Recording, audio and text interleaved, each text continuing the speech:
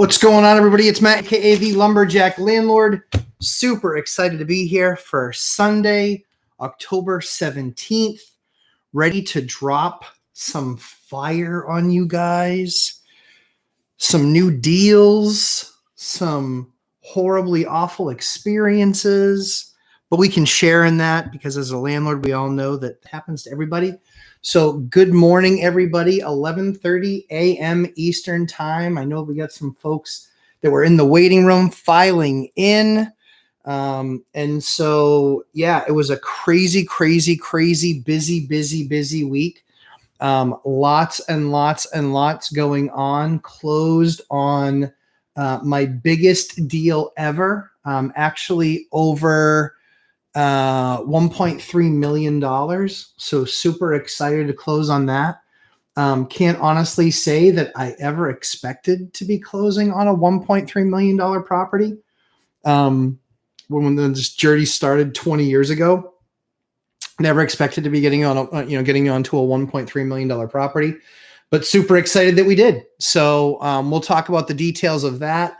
As you guys saw in the notes and kind of what we wanted to talk about, and kind of what we're going to cover today. We're going to cover a bunch of stuff.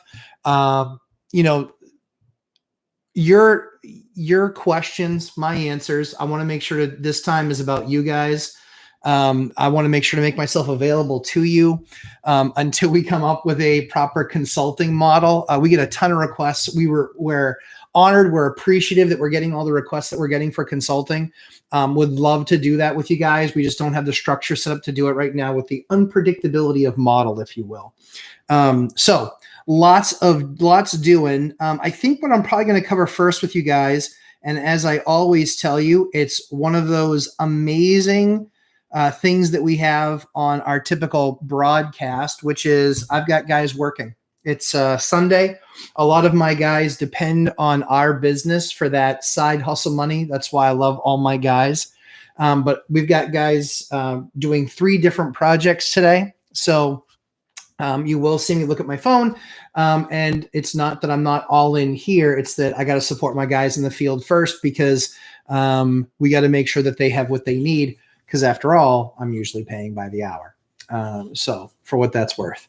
So wanted to talk this week about a bunch of different things, but I think the most exciting was we did actually our very first acquisition, our largest acquisition over $1 million. I think we did. It was $1.31 million.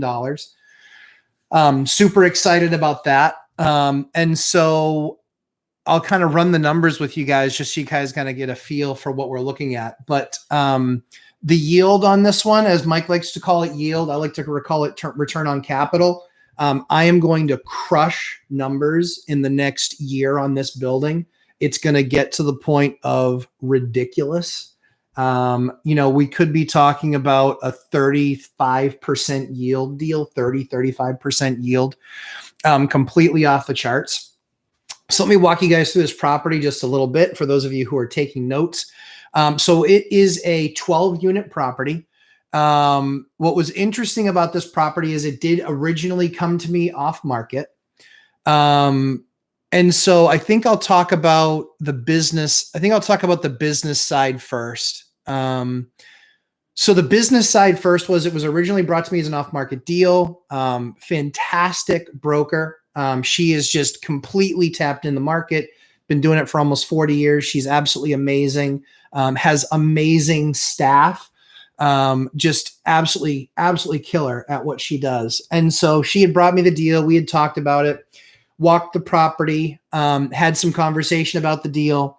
Again, 12 units, all 2-bedroom units. Again, so just kind of the numbers on that were originally $1.55 million is what the seller wanted. Believe it or not, we actually put it under contract for 1.5. And then the seller said, I want 1.55. And I had the discipline to walk away. I didn't want to walk away, but I had to because the numbers didn't make sense anymore. It needed a roof. It needed some electrical work. It needs 84 windows. 84 windows in this property. 84 windows. I think that's the most windows we've ever done. 84. Yeah, that's the most we've ever done on one project. I had one that was 60. 70 windows. 70 windows I had on one project, but I've never done 84 on one project. So 84 windows, one project, needs a roof, needs some electrical work. And they wouldn't take the 1.5. They let us walk away. Unbelievable. I went along my business. I said, hey, if you ever get, where you want to consider a different offer, but I'm going to walk. I'm looking at other stuff. I've got other deals I'm going to look at. Was looking at those other deals. The return on capital was far stronger in those other deals. So I actually did 2 of those other deals in the time that it took for these guys to come back and say, hey, would you consider 1.45? I'd consider it, but I wouldn't take it. And I was like, listen, the market's changed. Things have shifted. I'm already into 2 other projects now. Nah, not at 1.45. They come back and they say, okay, we will do 1.4. And I said, well, I will do 1.35. And so hemmed and hawed. They finally agreed to the 1.35, but they're like, hey, we're not doing any more work. Okay, cool. No more work. Sounds good. So we agreed at 1.35. Keep in mind, we were willing to pay 2 months earlier. We were willing to pay 1.5. We saved $150,000 by being disciplined and the market shifting a little bit, but these guys recognizing that we were a strong offer and we could make the deal happen. Long story short is, through the inspection, what do I always tell you guys on inspections? I've been doing this for 20 years. I can inspect my own homes, but I need that third party impartial to be able to give the report to the seller at the end. So what did I do? I didn't just pay for an inspection. I paid for the most expensive inspection. And hyperbole, sure. But it was a couple $1,000 inspection. But that couple $1,000 inspection unearthed $50,000 worth of problems. $50,000 worth of problems. Things that needed to be addressed, basically for me to feel good about the building and for it to be largely insurable. There are something called, for those of you who haven't seen it before, there's something called a Federal Pacific panel. Federal Pacific was the maker of panels in the 50s, but mostly 60s, 70s, and 80s, a little bit in the 90s, and then they went out of business. The Federal Pacific makes something called a stab lock breaker. The problem with these stab lock breakers is how they lock into place. They actually caused, I believe the numbers are 2,800 fires they've had from these stab locks. 2,800 fires from these things. So as you can imagine, they don't make you yank them out, but you pay higher insurance premiums. You are definitely more at risk for a fire than you are with other panels. And so we made this part of our deal. So I looked at it and I just said, we have to replace this entire wall of panels. 12 units, 12 panels. 12 units, 12 panels. And some of where the panels are located, guess what? Not code anymore. If we have to update that, we can't replace in kind, which means taking the old one out and putting the new one right back in its place. We have to do a bunch of additional work. So that bill alone was going to be over $30,000. And the cool thing is I could literally take the pictures that I had from my inspection report, because I have relationships with a few different electrical companies and electricians. I sent it to them and I said, I just need rough numbers, a not to exceed number. And I got 2 numbers back and they were both between $30,000 and $35,000. So we went back, we asked for that credit. The agent did an amazing job. She got in front of them and just said, listen, and here's why I don't feel bad about that squeeze. Anybody doing their due diligence and anybody that's buying a 12-unit building would know that Federal Pacific panels have to be or should be replaced. Don't have to, but should. I don't want the risk. I want to sleep at night. I don't want to put my future tenants in a position where I knowingly am putting them in harm's way where there's a higher probability or a higher possibility of a fire occurring, electrical fire occurring, than what the other products are that we use that are more modern. So we went through that whole entire process. When it was all said and done, we agreed on 131. And that even rhymed. But we were all done, 131, super, super excited at 131. Yeah, so we're at 131, got the deal done. And now we start going through our process. Give me just 1 second, guys. Okay, perfect.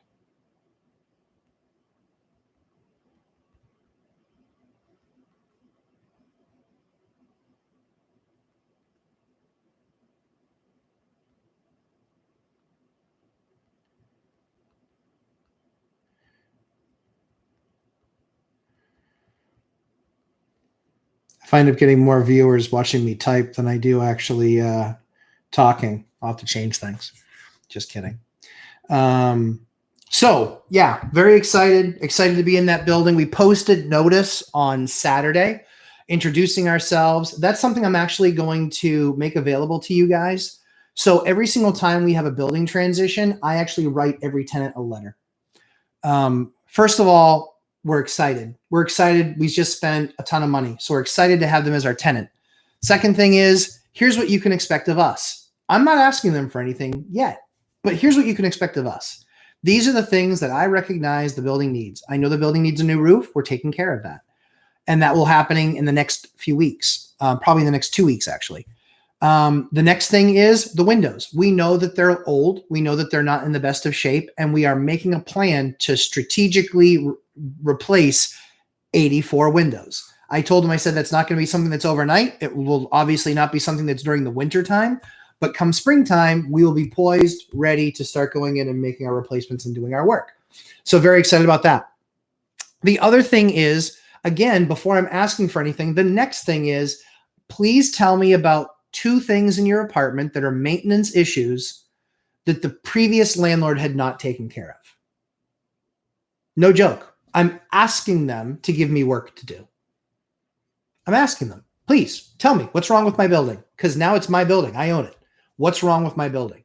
So we posted that at around 3 o'clock yesterday. And I've only gotten 2 responses, just 2. One of them said, I have no issues in my unit. The other one said, we have 2 issues and here's what they are. One of them was an outlet. And then the other one was a old, ugly bathroom ceiling fan. Okay. So I will get all 12 units to respond. We will likely end up with 24 tasks that we have to do, get through, take care of. But those 24 tasks will make those tenants happy. It's going to make them happy.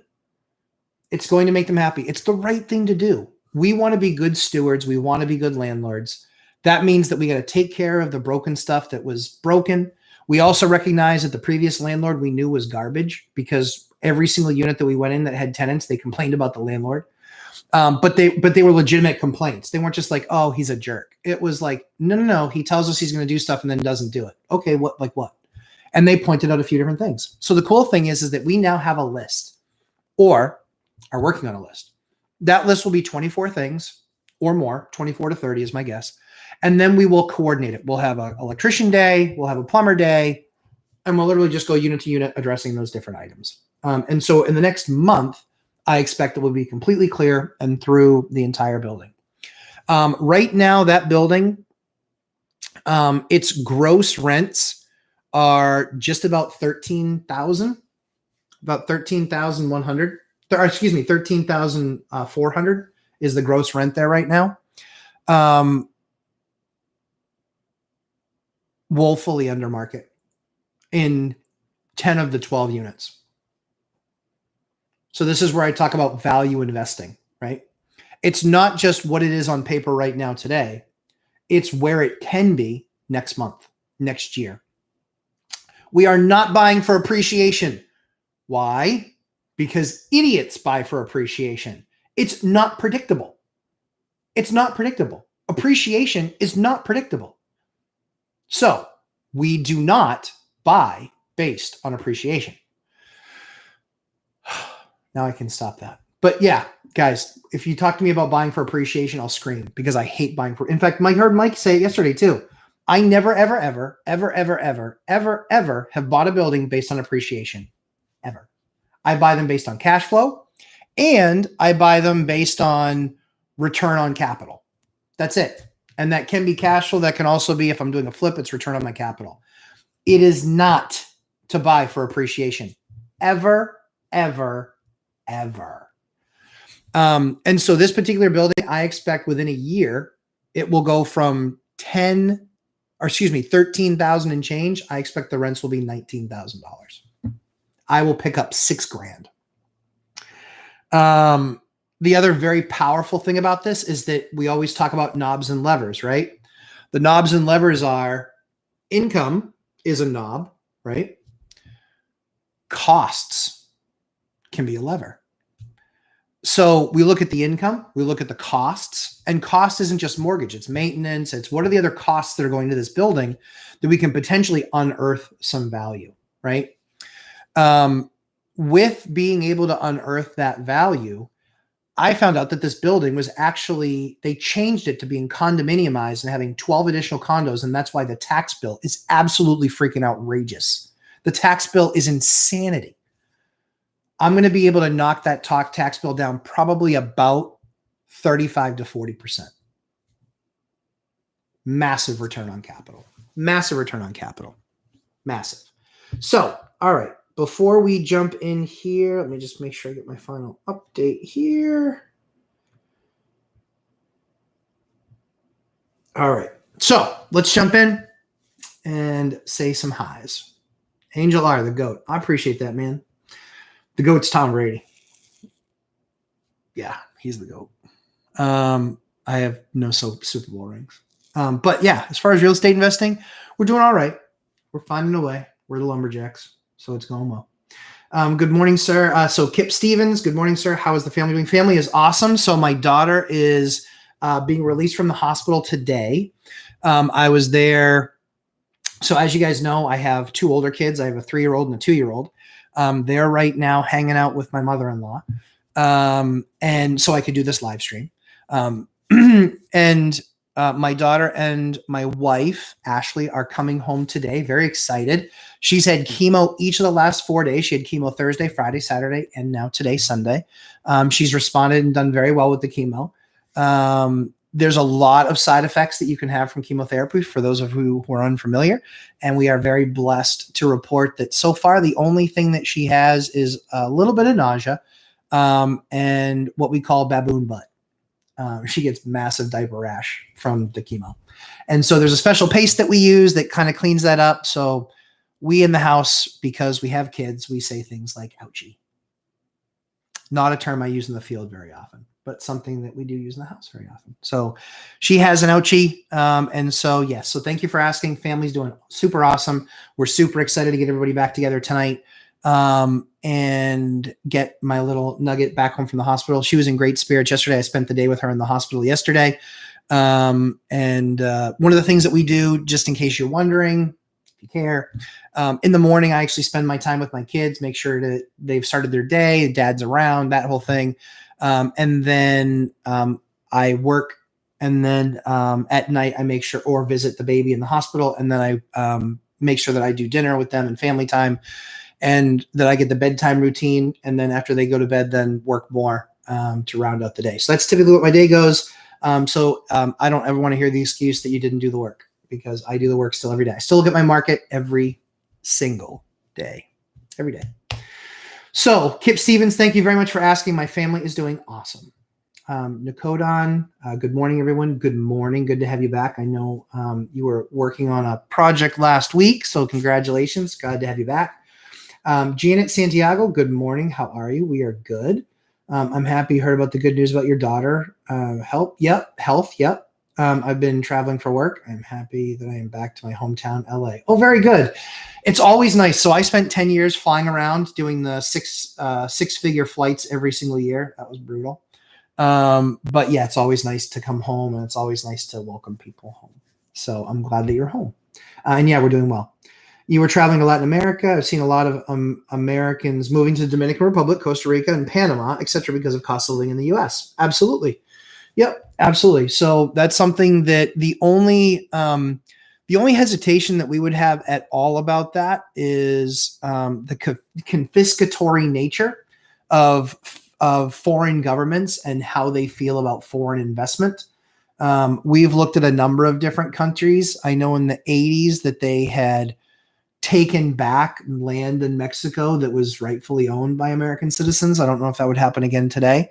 But that's the only concern that we have about that stuff. We love, I used to travel all the time before I had kids. Once they get old enough, we'll start traveling again. But also with health concerns, we'll also largely stay in the US. So maybe retirement for my wife and I one day, but probably just travel. But yeah, a lot of people moving out of the country because of cost of living. You see it all the time, fire movement, people moving down to Mexico or Panama, places like this. Brazil. I had some friends that I knew that moved to Brazil. Yeah, very inexpensive to live there. Very inexpensive. Janet Santiago, where are you located? I'm in New Hampshire. What state? New Hampshire. I'm an excellent landlord. Oh, thank you very much. I appreciate that. It's hard. It's hard to be excellent, but we try, we strive. We're not perfect, but I would agree that we're excellent. I want to buy a duplex and I would like to learn from you, and you are amazing. And you and Michael Zuber are so inspiring. Oh, good. So one thing I would tell you about buying a duplex is if you're in Michael Zuber's course, one rental at a time, if you're actually taking his course, look at the 4-3-2-1 strategy. Also search for that video on my channel. If you're not in his course, just search for it on my channel and that will give you an idea. I spent an hour in his course actually breaking down the 4-3-2-1 strategy for how to buy. I don't recommend starting with a duplex. You can if that's your only option, but there are better opportunities for you there, far more money there available, and far more profit margin there available. I'm helping students now. We've just with my very first real student, I'll call them, because it wasn't just hanging out, it was getting something done for them. We actually did that. We did that walkthrough of buying that first property. But my 4-3-2-1 strategy, 10 years, 4-3-2-1, I don't see how you couldn't be a millionaire in 10 years. I don't. I've run the math 1,000 times. Massive crash, because you're buying for cash return. So even a massive market crash, again, you're 30-year fixed rate debt and you're buying for return. So I've run the numbers. If you have any question of how possible it is, there's 2 videos on my channel. One of them was I turned 17K into 500K in 10 years. Now, the reason why that's important is it was 500K. I turned it into 500K in cash. Cash. That doesn't include the price of the asset. So the house is worth $550,000. So I made $550,000. This was with one house, one duplex. Made $500,000. It's now just appraised for $560,000. $500,000, $560,000. That's $1.06 million cash and the value of the asset. And I think we have it levered with maybe like $375,000 in debt. So you're still 800.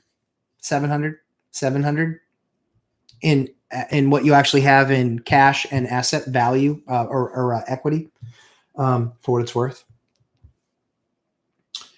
Hold on, guys. Sorry. I literally have a granite installer working on a Sunday. I'm such a jerk.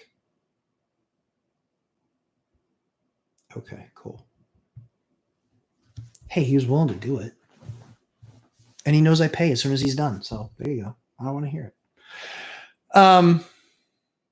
So yeah, just that, those 2, so 3 videos that we talked about, 4-3-2-1 strategy. Definitely watch that one, Janet. And then the other 2, and if you watched it once, watch it 5 more times. There's a ton of gold in there with exactly what the strategy is, so you can really understand it.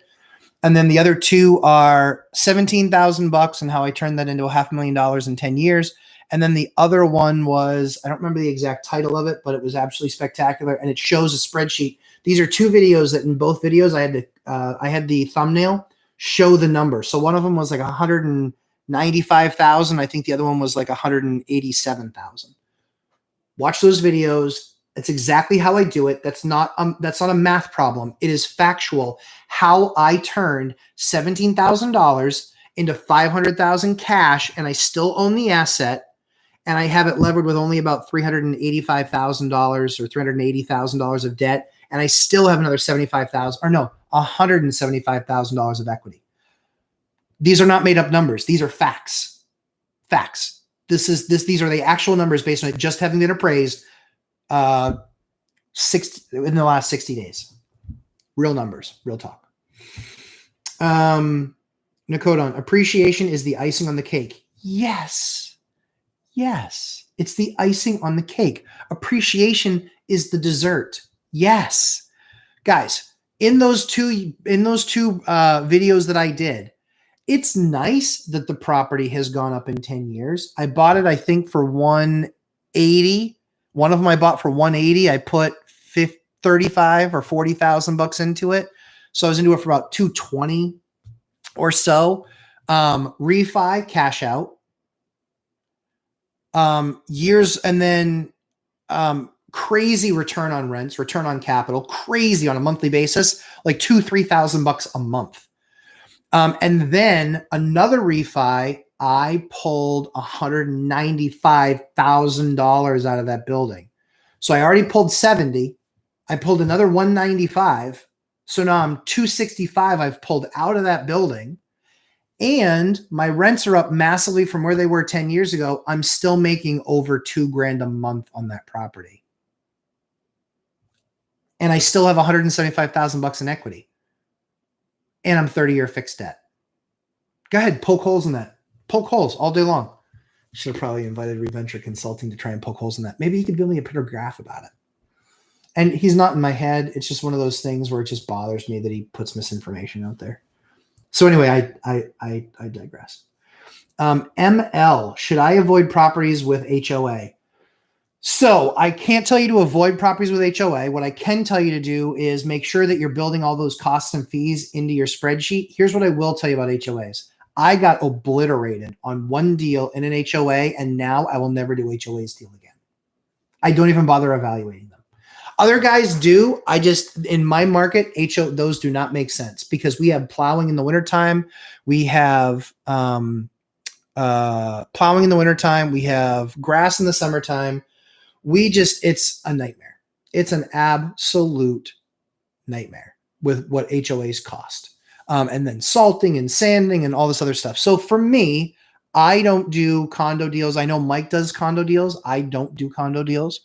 But I'll tell you briefly the story that I had just so you guys have a frame of reference.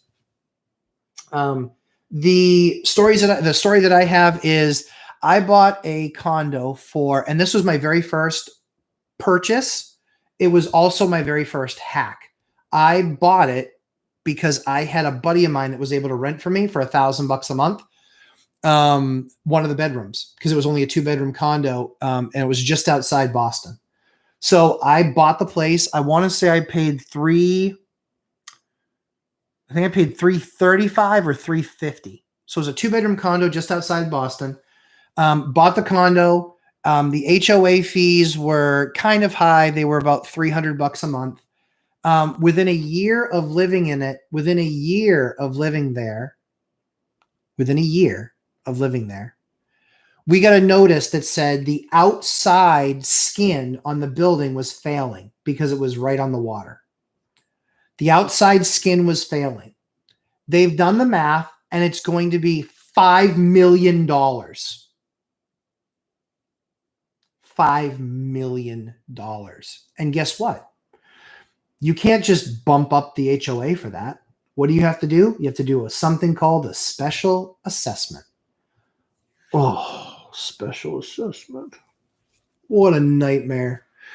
So that special assessment ended up being about $5 million. The board fought it for years. The individual owners fought it for years. I didn't have $70,000 was my part. 70 grand was my part of that deal. 70. I just bought the place a year earlier, 70 grand. Holy crap, that sucked. Yeah. So that was in 2000. Was that in 2000? Yeah. That was in 2000 I bought that. So I bought that place in 2000. And then in 01 we got that awesome news. And then they fought it for a few years. Then it finally had to get approved. Thankfully, properties had risen in price. And so I ended up being able to sell the building or sell my unit for $379. Yeah, $379, $385, something like that. Sold it for $379, $385. Basically covered my closing costs. But the magic of the deal was they had to take ownership of whatever the special assessment was. They were going to have to pay that over time, whatever. So I got out of that $70,000 guillotine hanging over my head. But yeah, got rid of it. I think when it was all said and done, even with 3 or 4 years appreciation, I walked with 10 grand. I was grateful to be rid of the headache, not have the risk of having to bring on, finding a way to, do $70,000 and find a way to pay for that 70 grand. Ay caramba. That was a very stressful time. And so, sold that. Roommate moved out and I bought my first single family home, with the idea that I would buy it, remodel it, and then rent it or just flip it. And then I ended up remodeling it and renting it. And then the journey began of moving into multi-unit buildings, 2s, 3s, 4s, and then building equity and then moving on to the next one. So that's how everything started.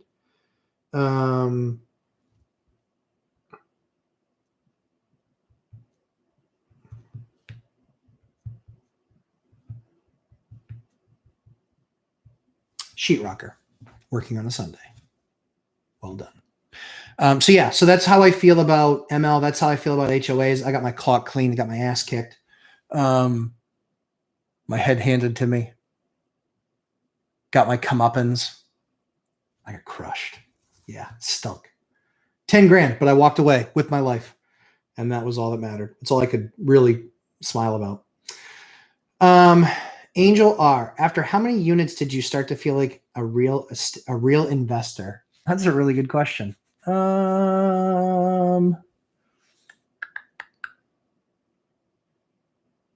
think I felt like a real investor the first time I had to go fix a toilet. Because I self-manage. So everything. I was the guy for the first 16 years. I was the guy for the first 16 years. I was always the guy to go fix stuff. Now I still do it, outside of the last 4 weeks because of Eliana's chemo. But yeah, for years I was the guy who still fixed it because I'm good with I figured out how to be, you had to be a landlord. So I got good at doing things. So a lot of times I could fix it until I could get the crew in to, completely redo, or if it needed to be redone. But I would say felt like a real estate investor. It didn't get really fun until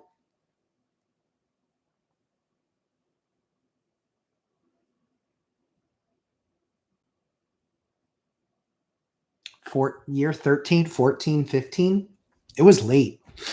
Year 13, 14, 15, when it came to real estate investing, that's when it started to get fun, because I didn't have to sweat the money. And that was what the problem was. In the very beginning, you're always sweating the money. Like you'd freak out. Oh, man. Oh, I got to swap out a shower. It's $1,200. That was $1,200 where it was like, yeah, the property's making enough money, but if we have, 2 or 3 things like this come up at the same time, we then have to pick things. And then it was much more about trying to fix what was there. When you get further on in your career, it's less about fixing what's there and replacing what's there. And then you're like, okay, I've done this. Now I'm never gonna have to touch it again. So now we do a lot more replace what's there instead of just repair what's there. Perfect example is appliances. I just paid $300. So I just got a estimate to repair a dishwasher for $300. The dishwasher is 6 years old. Nope. Nope. Rip it out, put a new one in. The new one's $550. Guess what? I don't have a 6-year-old dishwasher, but I take those and I save them. I have the space to save them, or I'll just put it on Craigslist or Facebook Marketplace and say, hey, here's exactly what's wrong with it. Here's what it costs to fix it. If you want to go get the parts and do all this other stuff yourself, you can do all this for $150 or $125 and you'll all set. And then you get a nice dishwasher that's only 6 years old. But for me, ease will just a lot of times, and we actually have what we call hot swaps. So we have a hot swap stove, hot swap fridge. If something like that goes quickly, we can actually get a new piece in pretty quick. So that's a big piece.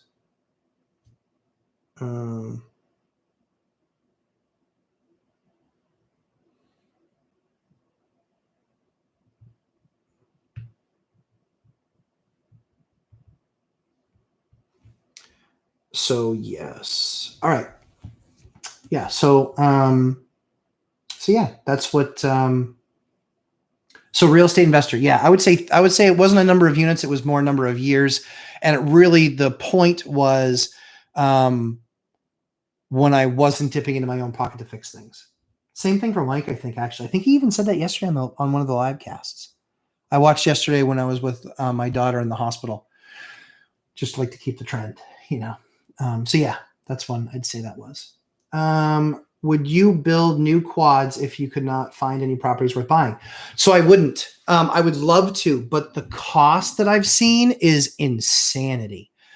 So I wouldn't, based on what I know right now, I wouldn't say never. I would say that I'm trying to, so I'm a big people process product thing. You guys sometimes hear that from like The Prophet on TV and things like that.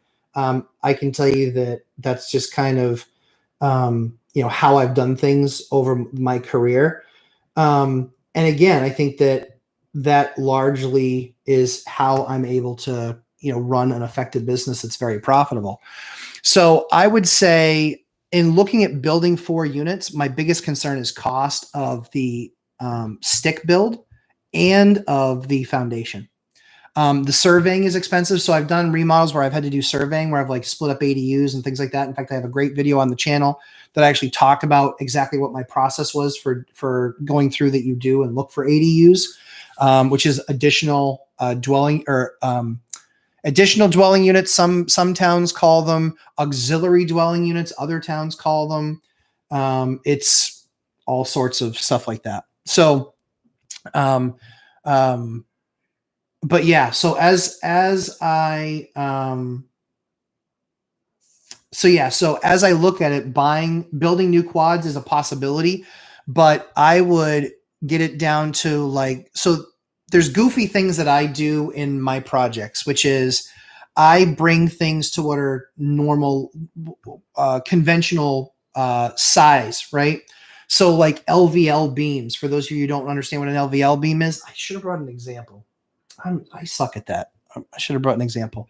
These LVL beams are basically laminate beams where it's like thin pieces of laminate that then get compressed and glued together that come as short as 7.5 inches, and they are as big as, I think I've seen 24-inch LVLs.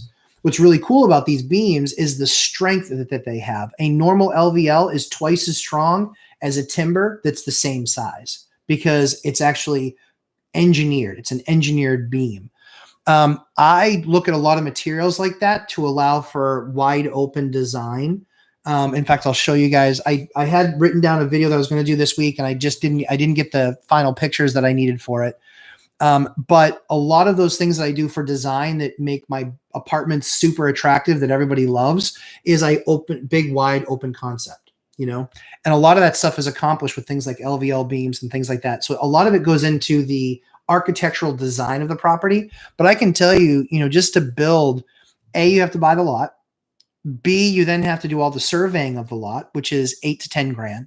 Then you're looking at 6 months. Even in New Hampshire, you're looking at 6 months worth of meetings. In fact, I think Mike is like 6 months into his ADU, and all he's done is spend money, and he's not moved 1 grain of dirt yet. That's what you can expect. That's what you can expect. That's what you can expect. It's kind of crazy. Is you spend, and then guess what? Then you spend more when you actually start the project. But you spend crazy money in buying the land, getting the survey done, then going through all the permitting processes. Do you guys know that most cities, towns, or states have an impact fee if you've never developed anything? In my city, in one of my cities, they charge $9,000 per unit to connect to the water and sewer. $9,000 per unit. 4-unit building, 36 grand. Just like that. And that's on nothing. That's on so I can pay them water and sewer fees for the rest of my life. Crazy. But that's what it costs. That's what it costs. So builders don't make nearly as much money as you think they do. They are usually much tighter margin than you can expect. So what's really interesting about that tight margin is that they do that because they're good at what they do. You will likely not be nearly as good at it as they are. And so your margins will be pretty tight, pretty compressed. But building, because I can't find something, Nakodon, that is definitely something I've considered. Nothing I'm doing right now. It would be a big project. And it's tough to find land that allows that for that kind of density for a 4. It's kind of tough to find that. So not saying never, definitely will entertain it, but climate has to be much different as far as like shortage of labor, cost of materials, et cetera, et cetera, et cetera. I'm seeing 1,500 square foot homes selling for just under 500K where I am. Ridiculous. Ridiculous. Let's see. Jeremy Kirkwood. Visited the triplex Friday, took my inspector investor friend with me. It was raining. 7 inches of water in the basement. Shut up. I love it. I love it. I love those things because when you see stuff like that, like 90% of people run out the door. And most of the time it's just like it can be a bunch of things. It can be water coming up through the ground, especially in New England. It might just need a sump pump, like a dug sump pump where you put a pump in and put plastic, piping to it and then feed that outside. It could be a rain gutter where the bottom was ripped off because somebody was lazy when they hit it with a weed whacker. And so it's just pouring it down towards the foundation. So you just need to then bring it away from the foundation. We fix stuff like that all the time. I love it. I love it. I love it. I love it because there's almost definitely there's going to be value there for you. 7 inches of water in the basement. This is what was scaring others away. Structure perfect, needs a sump pump. Ta freaking da. I love it, Jeremy. I love it. I love it. That's so, guys, this is where when you become that chops investor, you run into the fire while other people are running out. Like, this is what I'm talking about. I run into these crappy situations because there's a ton of value to be had. A ton of value to be had. I just bought a single family home, $160,000, and I had done the homework and it was already cheap. It wasn't in the best of shape. I literally got flagged by by the appraiser. I got flagged by the appraiser as it was a C5 property, which meant it was not in good enough condition to be able to be livable. No joke. And I yelled at the bank. They said, "We're not going to do this loan." I said, "Fine. I'll write a check then." Thank God I could. But I wrote the check. I bought it. Guess how much it cost me to fix the problem? $3,500. And the appraiser said, "This is $25,000 to $100,000 worth of damage." Honest to God with these appraisers. Stay in your lane, bro. Stay in your lane. Don't talk about things you don't know about. Mike and I respect everyone enough to not talk about things we don't have experience with. Appraisers need to shut it and stay in your lane. I've gotten 3 appraisers thrown off of bank lists because they lie and they don't know what they're talking about and they represent something as though they do know what they're talking about. Stay in your lane and you get to keep on appraising. If you don't, because again, I'm trying to buy an asset. The bank needs to know that they're getting a good asset. And if they're not, they need to understand why they're not getting a good asset. And then this appraiser mucks up the whole works, mucked up the deal for the seller, Mucked up the deal for me and mucked up the deal for the bank. Because guess who's not getting that loan when the project's done? The bank. I'm going to go somewhere else. Hope it was worth it. Hope it was worth it not rejecting the appraisal when you had the chance. Because I fought it and I lost. So, all right, I'm a 5-year-old. I'm taking my ball and I'm going home. I'm going somewhere else with that loan. I'll let them make the money servicing the deal. So it will cost me $3,500 to fix it. And all in on that project, after we fix all the cracked sheetrock or cracked plaster, $3,500. Nothing structurally long, just 120-year-old plaster that had cracked. The reason I bought that deal, it was a really good deal at 160 for a single family. Really good deal. What made it an amazing deal and an absolute grand slam was I did the work. That property 40 years ago, before that family moved in, was a duplex. Zoned duplex. Was a duplex. They had 5 kids. They wanted all the bedrooms. So they gutted the second floor kitchen and just made it like another entertainment room for their kids, a playroom for their kids. All the plumbing's still in the walls. So 40 years it existed as it was. Doesn't matter. Went to the town. They're like, yeah, this is zoned duplex. Wait a second. This is a duplex. It's actually a single family home. They converted it. So I'm just going to convert it back. 160 grand to convert it back and make it a duplex. 25,000. I need 2 doors. I need a kitchen. And I already spent the work on the plumbing or on the sheetrock work and the mudding and the taping. I'm going to be 185, 190 into a duplex that will appraise for 300. Even better is this. That building is what will be a split, will be a 4-2. It will be a 4-bed, 2-bed, 1 bath, 1 bath. I know you guys are all going to complain about the 1 bath. Guess what? In New England, you get 4-bedroom houses with 1 bath. It's the way it goes. It's a square footage thing, and it's a layout thing. They liked big, huge rooms. They didn't care. They were like, people don't live in bathrooms. People live in bedrooms. So it's a 4-1-2-1. Housing is going to pay me on the 4-1-2-1 $2,003 a month. On the 4-1 and on the 2-1, they're going to pay me $1,467. $3,470. Even if I just had, let's say I got only $200,000 of a loan, $1,350. I make over $2,000 a month on a duplex. Over $2,000 a month on a duplex because nobody else was doing the research on whether the thing was a duplex or not. And I don't know why. All the buildings around it, dupes, tries, quads. I don't know why they didn't look. There's a couple single families, but mostly multis. Do the work, do the work, do the work. Look at my video on ADUs. Do the work. Look at the video on how I find the zoning stuff. Look at the video. It's in there. Everything I literally use one of the towns I do business with to show you. This is what I'm looking at. This is the zoning. This is what the zoning says. This is how you look up the zoning in the state, or not in the state, in the town plan. Show you guys step by step how to do that.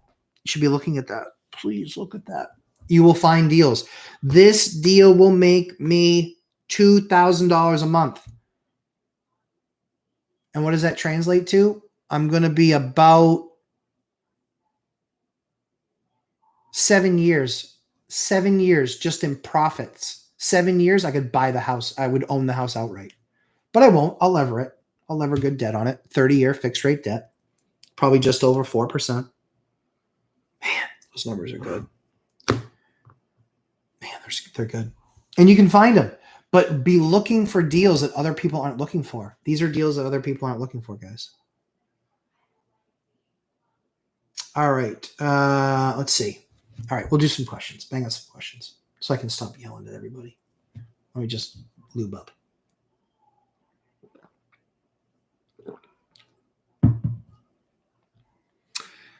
Jeremy Kirkwood. Okay, let's talk more about this building, my man. HVAC and mechanicals raised. Okay, good. Good. And sound. Good. Great opportunity. Yeah, dude, sounds awesome. Sounds awesome. Guys, a sump pump, right? So to put a sump pump in, wire it with a GFCI breaker.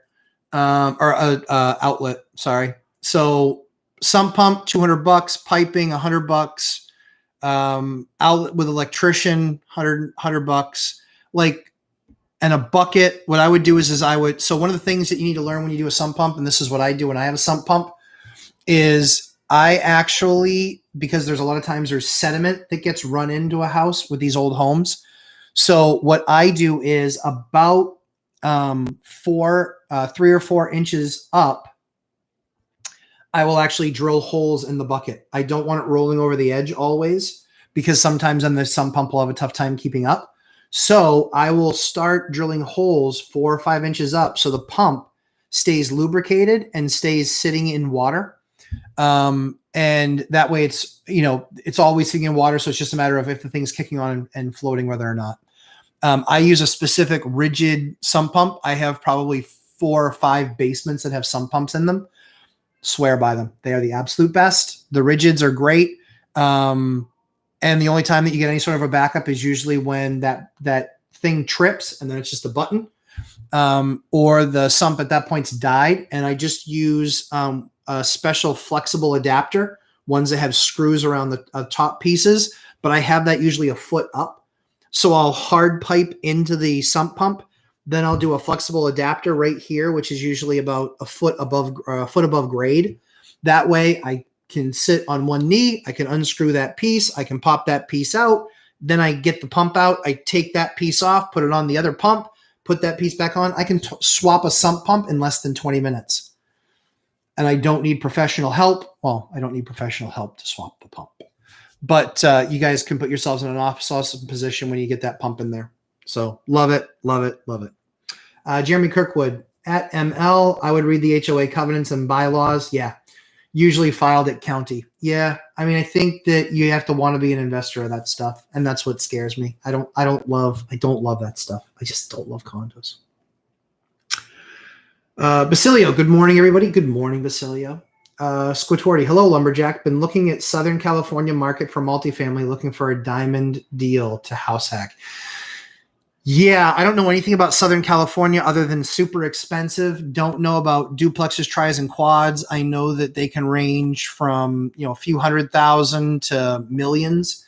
But yeah, it comes down to the numbers. Same thing in San Fran. I think Andrew's been looking at San Fran stuff. It's just scary because you could have $1.5 million exposure with, I think he was looking at it, and I want to say it was like minus 11% cash flow. Like, no, that's not a deal. That's not a deal. Unless you like, spending money like that every month. Give me 1 second. Excuse me, contractor.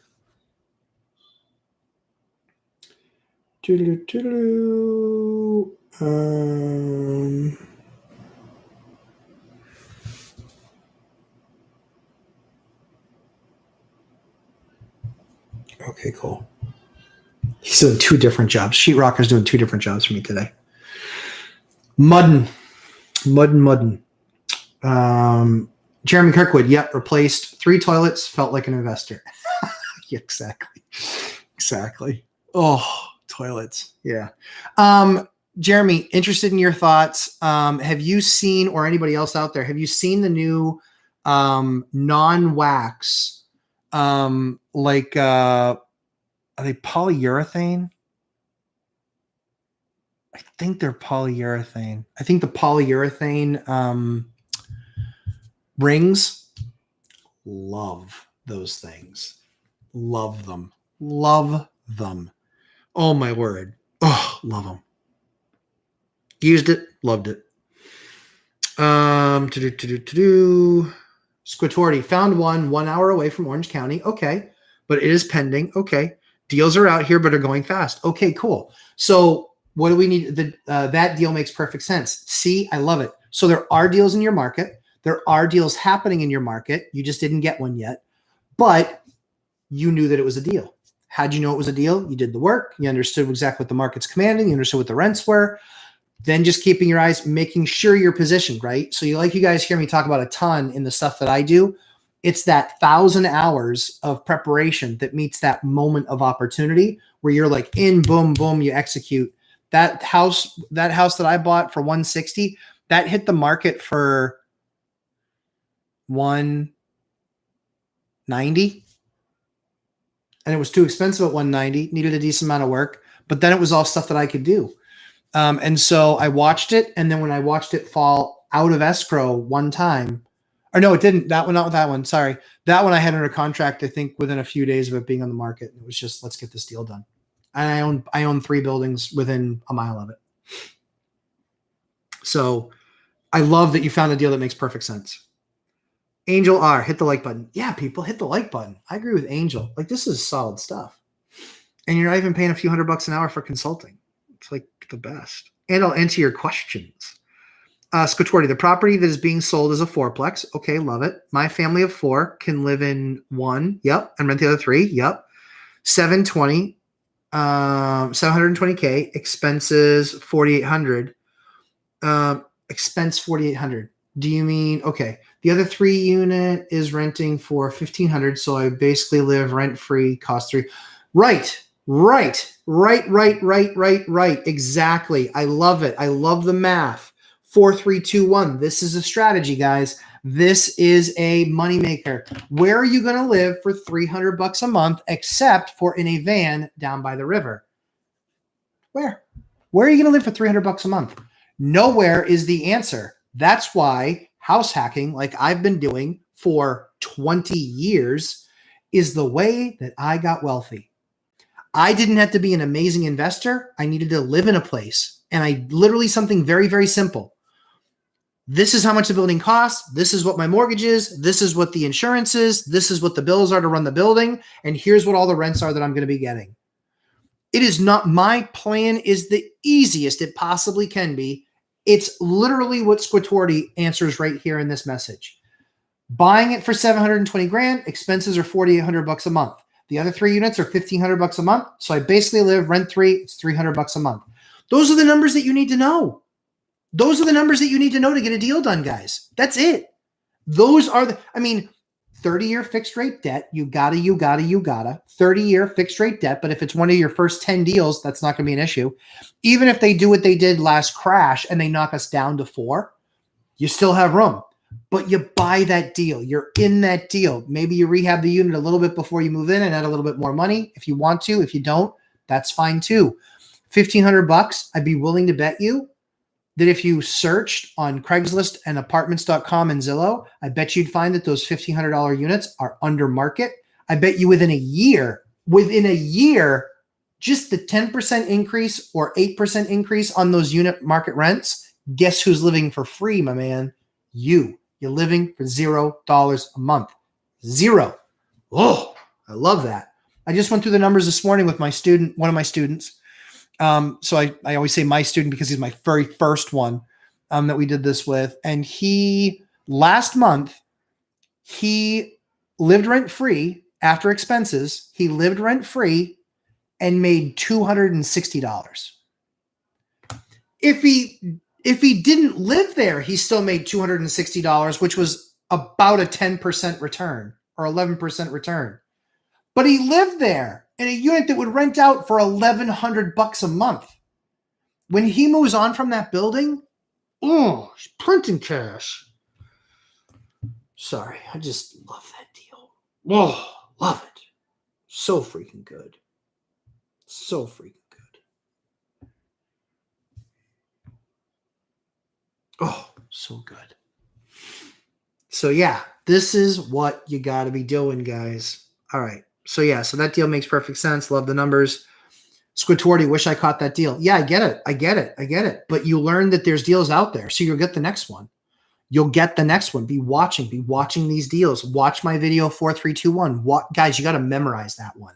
Watching exactly what the plan is, exactly what I did, and then watch my rehab deals, right? Watch the rehab videos that I put up where I actually walk you through a project. I show you all the material that I use. I show you that for almost every single project that we're in, we're usually we'll make it a brand new unit for between $20,000 and $35,000. And that's not an apartment. That's like a legit, 3-4 bedroom, or it can be a 3-4 bedroom apartment, legit crazy money. Jeremy Kirkwood, LVL is super strong. Yeah, so the LVLs, like I said, if you don't know what those are, look them up online. Super strong, but that's what allows me to open up rooms and carry what are called spans. Now, something that a lot of people don't know. To make up a 20-foot span, right, in a room, if you're making up a 20-foot span in a room with an LVL, and this might be super geeky, nerdy for too many of you, but I got to cover it for just a minute. To cover that 20-foot span, they'll tell you, oh, you actually need an 18-inch LVL. Well, 18 inches means that normally your board, your joists are about 8 or 10. Let's say they're 10. Let's say they're 12. Let's say you're replacing 12-inch joists, right? Well, now this is 18. Well, what does that mean? It's 12. 18 minus 12 is 6. It means it's going to come 6 inches down into your room. Well, if you have a 7-foot ceiling, it's kind of a problem. You're 6'6" ceilings now. Or, heaven forbid, you have a 6'8" ceiling. Now you're a 6'1" ceiling. Tall people can't live there. You're now building an Oompa Loompa house. Now, here's the powerful thing. Most people don't know this. You can actually create a larger and higher strength and load barrier if you sister them together. Sistered together, LVLs. This is how I've done so many of my remodels. It's not just one massive LVL running through that's carrying the weight. I can actually take the 3, sister them together, and now 3 7.5s can carry the same weight that a 20 can. Here's the cool thing about the 7.5. I'm now shorter than a lot of the joists that are running, or I'm at least the same size. Now I have no dip into the room. It looks just like every other thing. And so it looks like I built this beautiful, big, huge, wide open room front to back. And how did I do it? LVLs. If you guys look at my video, amazing lumberjack rehab video, I posted a couple weeks ago. Look at that video. I did LVLs on each side of the kitchen, opened the entire thing up, massively open. Everybody loved it. Yeah, I mean, people guessed that we spent up to $83,000 on that, and we spent 12 on that kitchen remodel. So for what it's worth, I would take a look at that. Andrew P. Afternoon, Matt. Good afternoon, sir. I totally agree. When I was building, my margins were 6 or 7%. So Nakodon. So Nakodon is an ex-builder. When he built, his margins were 6 or 7%. 6 or 7%. Now, him being a builder, he definitely has an advantage of how to put together a budget, how to put together a crew, the plan, knows all the, all the zoning, all the permitting, all of that stuff, knows that entire process. If you don't know that process, prepare to get extremely frustrated, very pissed off, and have a lot of money set aside for delays, because that's what happens with those deals. Even rehabbing projects, I hit delays, but zoning or variances or all of these other things that we mentioned when doing these types of projects, ADU projects, or even brand new fresh builds, they suck. They are a nightmare. You can be months in the approval process before you've moved a grain of sand. Jeremy Kirkwood, bad gutter and needs a pump. LOL, totally agree. So guys, we just covered that. Bad gutter. So what is the bad gutter doing? The bad gutter is pouring the water into the foundation. Foundations, especially old ones in New England, are porous. They're usually granite block. They can sometimes be brick. They can be granite block is the most common one with the old homes, then brick. Cinder block, all of that stuff leaks. All of that stuff is porous when you get enough water behind it, right? Guys, this is it right here. A gutter. A gutter. The fix between the gutter, the sump pump, wiring the sump pump, install the sump pump, and the product itself, less than $1,000. And you had people running out the door. Oh, I love that. Love finding those deals. Well done, Jeremy. Well done. All right. All right, Basilio. How many doors do you think I would need to get to 20K net profit per month?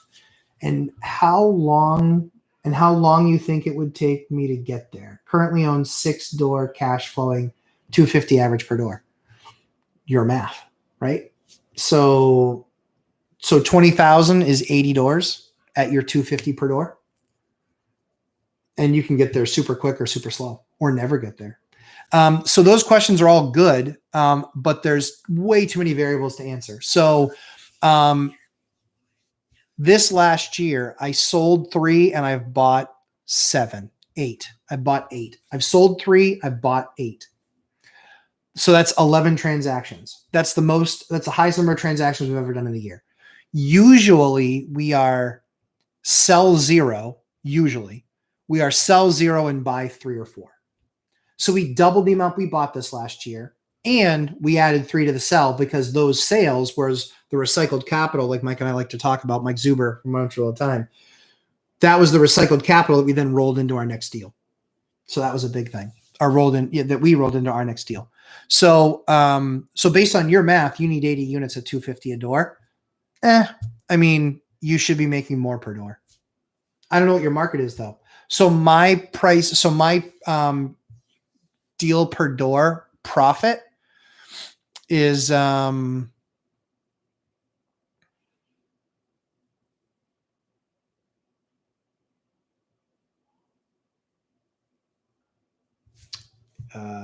is it $250 a month? Yeah, $250 a month cash flow per month. Yeah. Okay.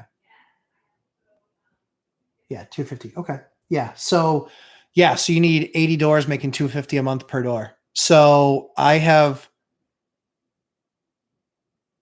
I'll have to do the numbers. I don't want to mislead anybody. I got to do the numbers. I have plenty of duplexes that make over 2,000 a door. Yep. On the apartment side, I think even on the apartment side, yeah, like even in larger buildings, like 12 unit, 10 unit, 8 unit,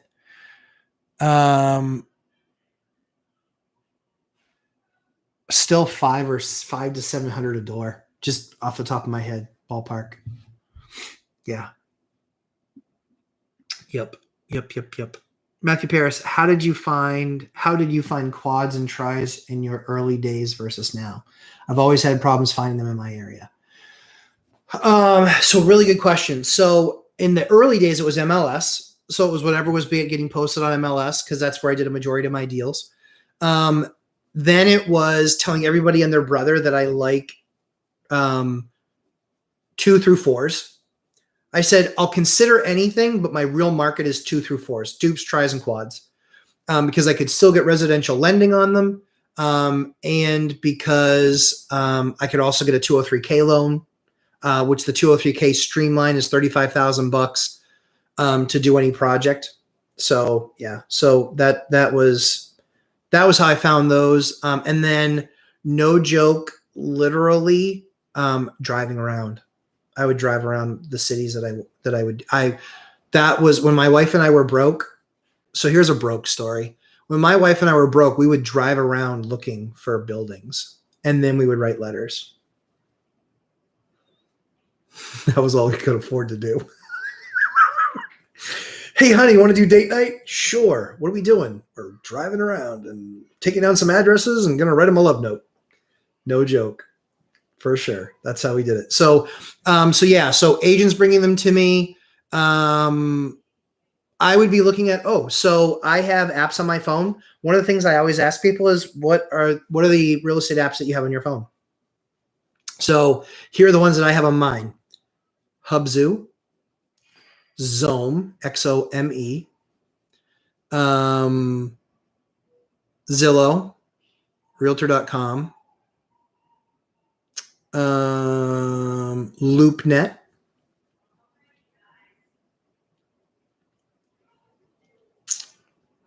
Apartments.com, Craigslist. I know I have more too. Give me 1 second. Let me tell you.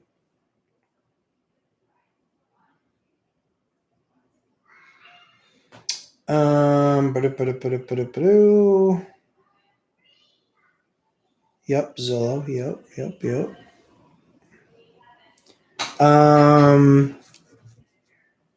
US HUD.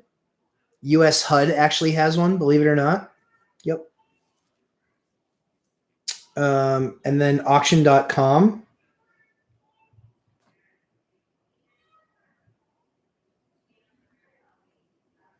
And then for Android, the best mortgage calculator I've ever found is it's called the US Mortgage Calculator. I love that. Love that app. Whoever made that app, I adore you. That app is awesome. So good. Yeah. So those are the apps that I have on my phone. Those are the apps that I would be watching if I were you. So that's how I found mine. Basilio Alcantara, all single family homes. Okay. $250 a door. Yeah. So that's much more Mike's model. I only own, in the interest of full disclosure, I own the single family I live in, and I own one that I'm turning into a duplex because it was always. I have only 2 other single families. I hate single families. For me in my state, they don't make any money. They don't make any money for me. So I always want to be multi. Dupes, tries, quads. I'm the dominator of the duplex. I own, out of my 32 buildings, over 20 of them are duplexes. Yep. Love duplexes. Love duplexes. Don't really have any singles. Actually, no, I have 2 singles. Sorry. 2? Yeah, I do. Yep. 2. Yeah, 2. Yep.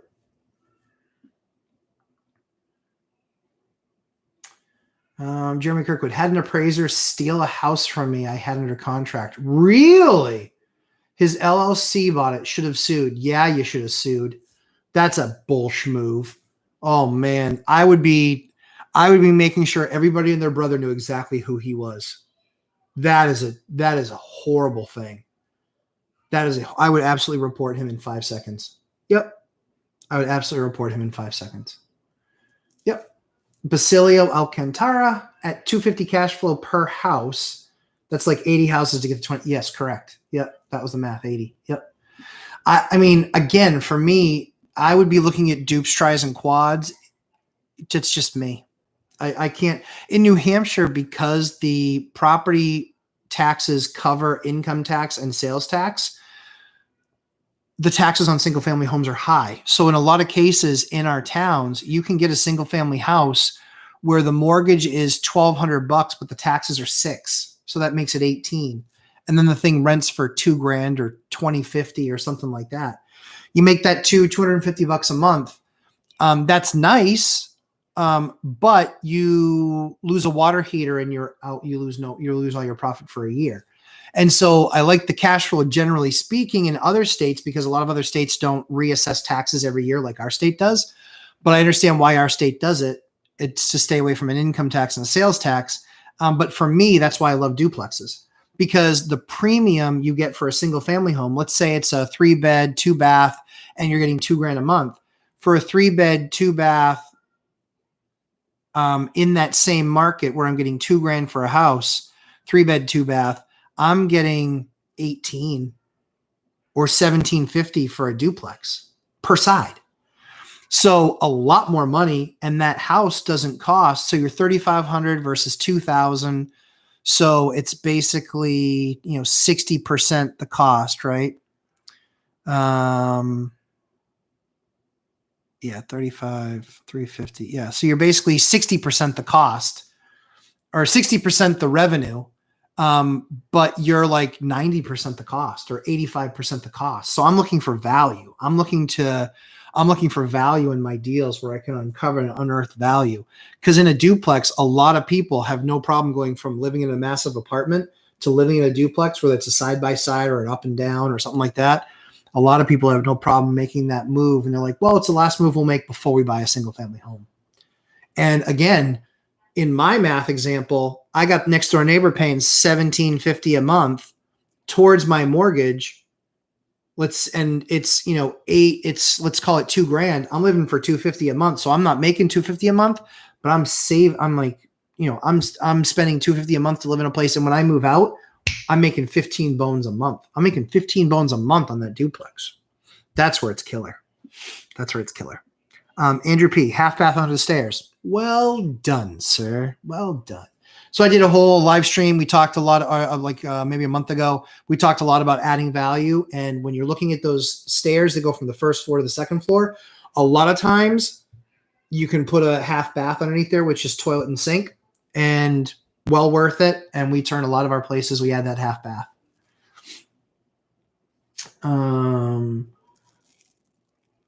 Found 4 duplex to single home conversion. Regular consumers get freaked out. I see dollars. Put the wall back up. Yeah. Yep. Found 4 duplex. I don't know. But yeah. Jeremy Kirkwood, rigid is. Make sure you get their nice one. I want to say it's like 200. It's a 1 horsepower or 3/4 horsepower. And it's a cast iron base. And so it's lifted up off the ground like this much with like cast iron legs. I've got, like I said, all of my buildings have that specific one in them. Absolutely love it. Absolutely love it. It's never been an issue for me. Andrew P. Freaking damn nightmare. LOL. Yeah. San Francisco. Yeah. San Fran's tough. For those of you guys who don't know, Andrew is an investor in the San Fran market. I'm just going to move to New Hampshire. Dude, more the merrier. Come on over. Come on over.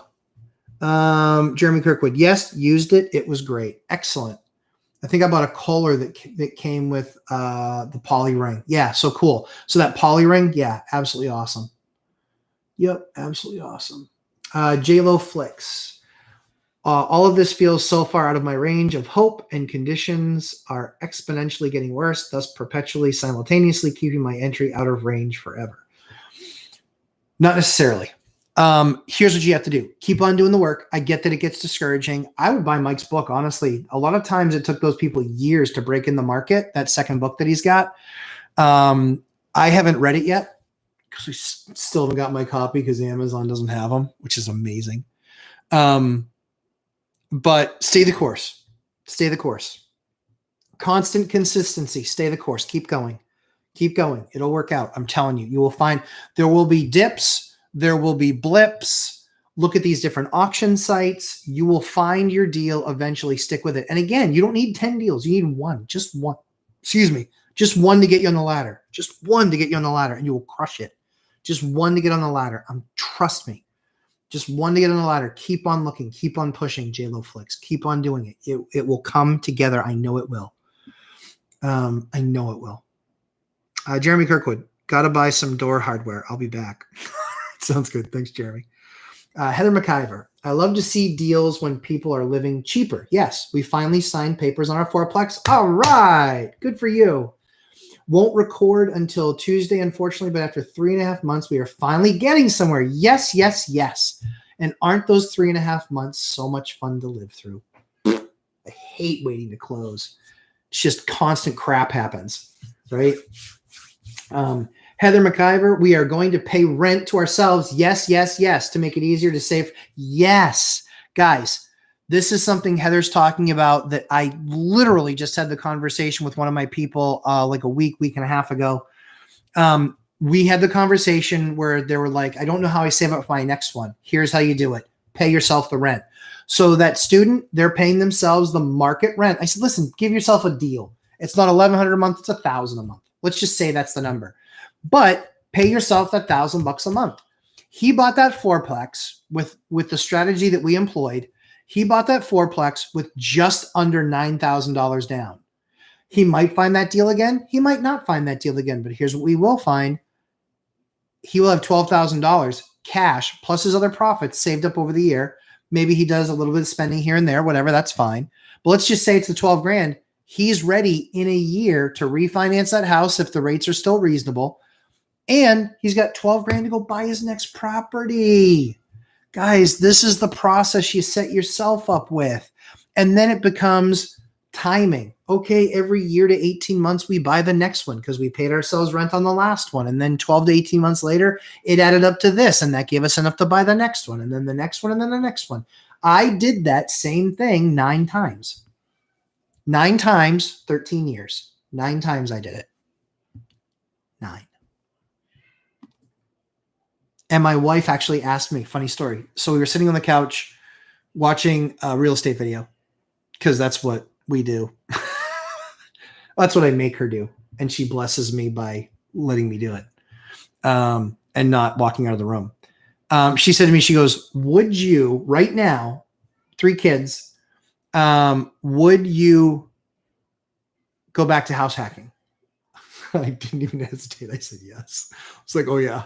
She goes, really? And I was like, oh yeah. She goes, don't get any ideas. We're not doing that. I was like, we could. She's like, I don't want to. No, please. No, I don't want to do that. I was like, but we could. She's like, I'm begging you, please no. I was like, all right, you don't ask for much. You're a great wife. Done. We won't house hack. No joke. Just had that conversation.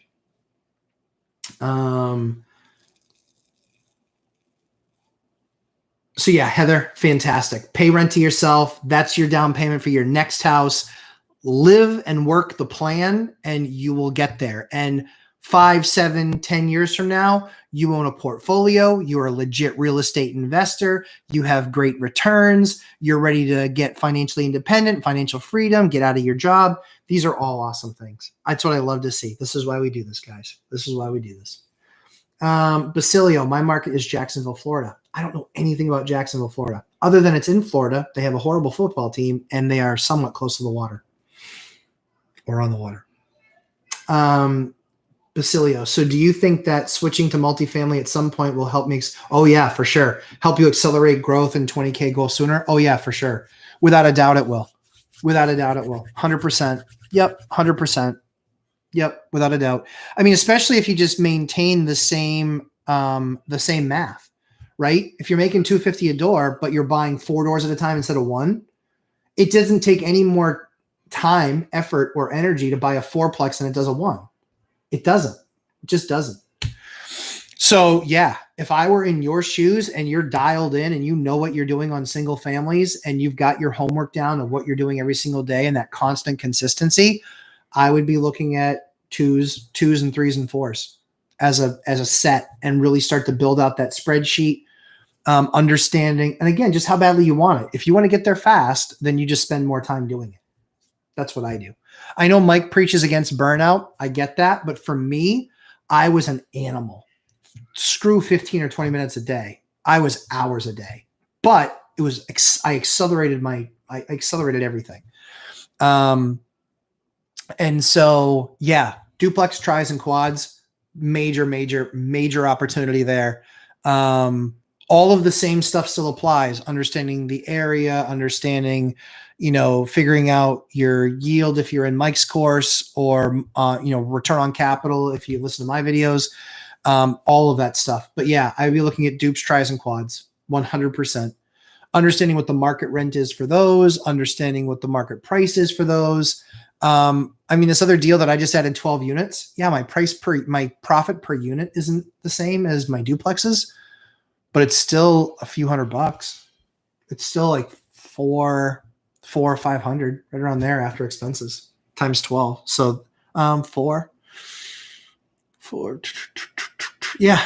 It's right around $5,000, right around $5,000 a month I'll make on that building.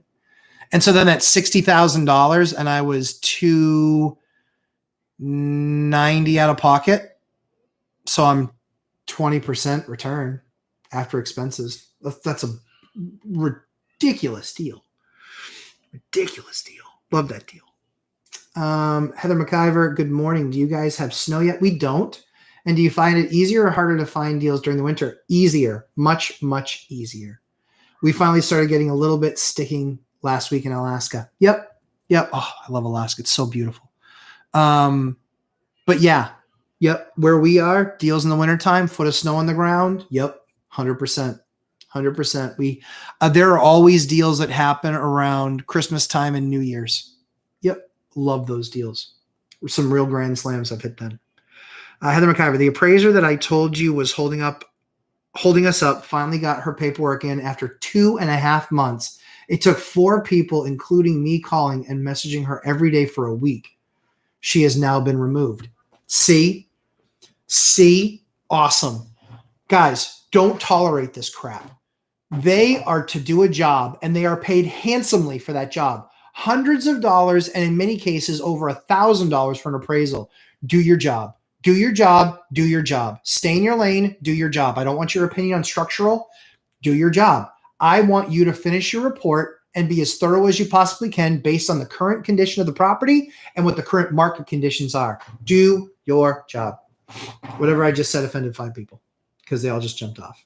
So yeah, appraisers, and they're not all bad. I have a couple of appraisers that are awesome, absolutely awesome. I never have to tell them to stay in their lane. They just show the numbers. Yeah, literally 5 people jumped off like that. It was probably something I said, which is fine. I've come to terms with it already. G. Glover, good morning. Good morning. I already said good morning. And then, yes, the appraiser has been moved. Yeah, good. From quite a few appraisers lists from multiple companies. Yes. Screw those guys, man. Come on. I mean, I'm not trying to be an insensitive jerk, but you're being paid to do this task, and you've agreed to do it by a certain date. I know. I've seen the orders that come out from the banks. I've seen an order before. I have a friend that's an appraiser. They get an order and it says, due by this date, we're going to pay you this much, and here's what we're asking you to do. That's simple. 2.5 months? That's a bunch of bullshit. Oh, man. Lucky it wasn't my appraiser. That would have gotten much worse for her. I'm a much meaner person. But we know Heather's nice. G. Glover, my advice to NorCal investors, look in the valley. Okay. I don't know, but I agree that might be opportunity. I just don't know anything about the valley. Even the valley is at the top of the market. Top of the market doesn't matter. Top of the market doesn't matter, price and pride. It just doesn't. Top of the market doesn't matter. It's all about return on cash flow. So I've bought stuff at the top of the market, right? So I've been buying through all 2020, bought through all 2021. All we can agree that, yeah, it's probably the highest the market's ever been. Yep, sure. Goldman Sachs says it's going up another 16%, by the way. And I don't know that that's true. I have no idea because I'm not buying for appreciation. I don't care. I'm buying deals now that give me a great return. That's it. And because I'm growing my portfolio and I don't have to grow rapidly, I can do like Mike does, which is I only have to do really good deals that I love. The last 2 deals I did, one of them is a 43% return on capital. 43. The other one's 20. Still a freaking awesome deal. But yeah, I just really don't agree with, don't buy now, the market's high. What are the rents? Is there any room in the rents currently? Rents over the next 2 years are going to go up. Rents are going to continue to go up because the new construction, that's the new supply that they're bringing on the market. You know what the new supply costs where I am? The new supply of a 3-bedroom apartment in a higher rise building, or even these 2-bedroom apartments in the higher rise building, they start at $2,600 a month. I print money at $1,800. Print at 18. Print. Why would I not buy a deal now? Even using my numbers. If it's a great deal, all of my deals that I'm doing now are double-digit deals. I haven't done a single-digit deal in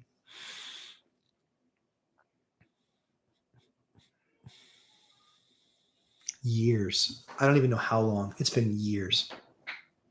It's been years. Yep. And again, it's because I'm really not doing a lot with single family. I'm doing almost all duplexes, tris, and quads. I believe that that's the undervalued asset. You guys have seen me say it over the last month and a half. I haven't said it yet today. I believe the most undervalued asset in real estate today is going to be the 2, 3, and 4 unit building.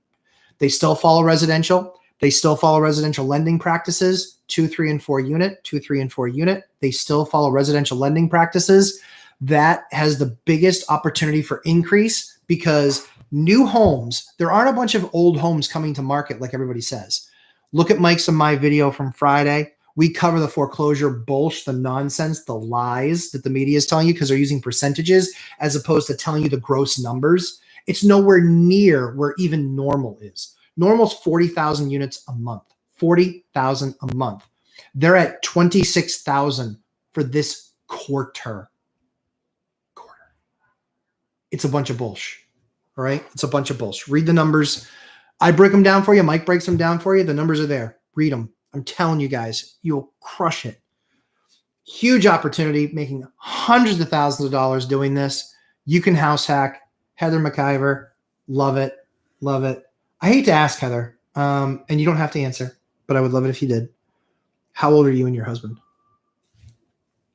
Don't have to ask, but I would love it if you did. Let's see. G. Glover, which action sites? Please list. Reach out to the wholesalers and realtors. Network. Yes. Network. Your network is your net worth. Your network is your net worth. Your network is your net worth. I see your other questions, Heather, but I want to just jump out. So she's 40 and he's 45. Guys, WTF, right? Like, anybody can do this. And they have 25 years before retirement. 25 years. If they never refinance the property, they'll almost own the thing outright. Oh, I love it. Teaching your 13-year-old as we go. Yeah, I'm teaching my 3-year-old as we go. I kid you not. He literally we drove by and he's like, Daddy, I like that house. I was like, okay, why do you like that house? He goes, it's big.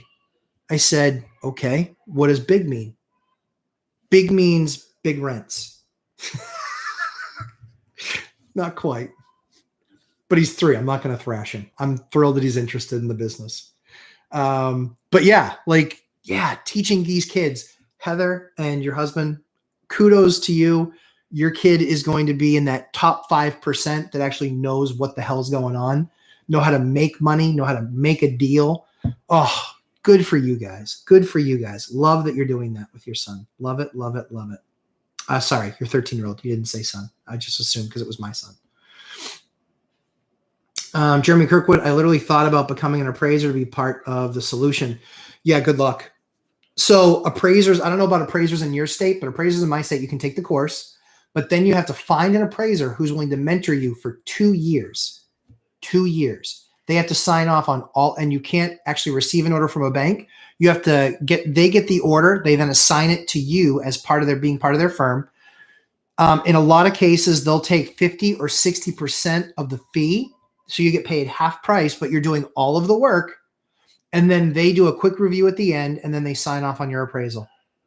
No joke.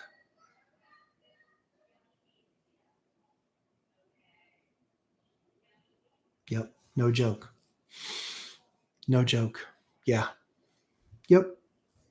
Seriously. Yeah. The appraiser thing, crazy. Gone to Tidewater appraisal issue 4 times.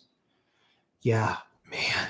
Talk to the bank, show them the issues, document everything, document the lack of response, document. Talk to a vice president, talk to their senior lender. That's the person in a bank that most people don't know about. There is somebody called the senior lender in these smaller banks. That senior lender often presides over commercial and residential lending, and they care how their business is working. So you'll usually have a senior lender who's usually over a senior vice president of commercial and a senior vice president of residential. If you're having the problem on the resi side, talk to that senior vice president, or talk to that person I just mentioned. Sorry, brain cramp. Senior lender, have them push you down. Have them push you down to the senior vice president of residential lending. But you should be letting these people know about these appraisals and these appraisers. It should not be tolerated. This is garbage. They've been printing money hand over fist, and not doing necessarily a good job. And literally, I had somebody tell me, oh, I didn't realize that the previously contracted price was not the current price. I need to adjust my appraisal downward. He's adjusting it downward because I paid less? What are you, nuts? Did you do your homework? Did you look everywhere? Did you do compares? Did you do all of your comps like you're supposed to do? Then the number was what the number was. The fact that I'm paying less doesn't all of a sudden make the property worth less. It just doesn't, because all those other comps remain the same. Oh, man, I went bonkers. Yeah. Oh, sorry. Yeah, I went bonkers. If you guys couldn't tell. Angel R, appreciate you, Matt. Stay blessed. Hey, man, you too. Appreciate you. Thanks for coming and hanging out. Heather McIver, we paid $13.50 for that appraisal. Yep. And we thankfully had a seller that stuck it out with us. Yep. Unfortunately, there is not really oversight in Alaska on appraisers. She has screwed several people I know. There should be, so getting her off the list is the most important thing, because then she'll not have the ability to earn money and screw other people. That's the first thing. The second thing is that there's a license. She has to have a license. It can't just be a course. So look at find her license. Try and find her license, or who has the licensure capability in the state. That's what I would be looking at. But she has lost a lot of opportunities now, because that company I was using is one of the biggest in the state. Yep. And they are telling everyone they know. Perfect. I love that. I love that. And then 40 and 45. Heather. Yep. Okay. Awesome. We are teaching our 13-year-old. Awesome. Still love that. Jeremy Kirkwood. I'm 35 with 8 kids. Dear Lord, Jeremy. Oh my word. 8 kids. Holy cow. VA house hacking. So Virginia house hacking, 2 VA loans and 6 properties so far. I can do what you can. Yeah, guys, this is what I'm talking about. Dude's got 8 kids. The fact that you still know that you have 8 kids and you're still doing the house hack means you've got enough time to do this. Guys, there's a will, there is a way. I'm a 9th grade dropout. For those of you who don't know my story, 9th grade dropout. Didn't go back to high school, didn't go to college, obviously. 9th grade dropout. That's it. 9th grade dropout. The people that I was in junior high with, a lot of them went on to high school together. I bump into them every once in a while. As nicely as I can say this, I'm way more successful. Not even close. I don't know anyone that makes anywhere near what I make. And it's not about that. I'm happy too. But I've set my family up for a better future. That's what it's about. And that's what we all work for. We all work to set our family up for a better future. So why wouldn't I want that? That's what I want. I want a better future for everybody. So yeah. The codon, I wish I would have kept everything I built. I would be giving Zuber a run for his money. Yeah, right? Yeah, but no one, that's a tough one though, right? Slippery slope, like that, I always get stuck on that too. Yeah. I was, some of the things I wish I never sold. One property, what was the one? I sold one. I sold one property. Oh, it hurts.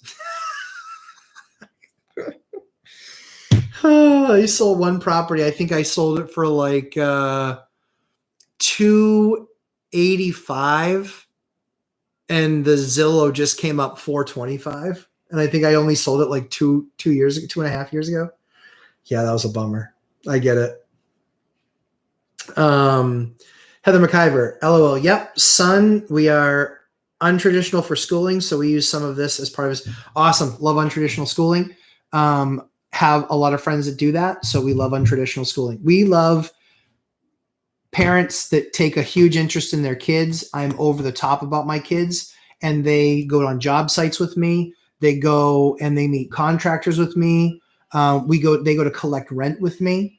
All of those things. These are major life lessons that I will raise functional, productive adults that bring value to society, not people that are takers. Jeremy Kirkwood, yes. Heard it was a hassle to become appraiser. Yeah, it's a nightmare. It's horrible. Alaska also requires 2 years with a current appraiser, but the current appraiser won't take anyone in because then they lose business. Yep, in the end. We have an entire town where the appraisers are in their 80s, but they won't mentor anyone. Yeah. So you can get mentored by somebody out of market and then move into that market and then still bring your license as an appraiser.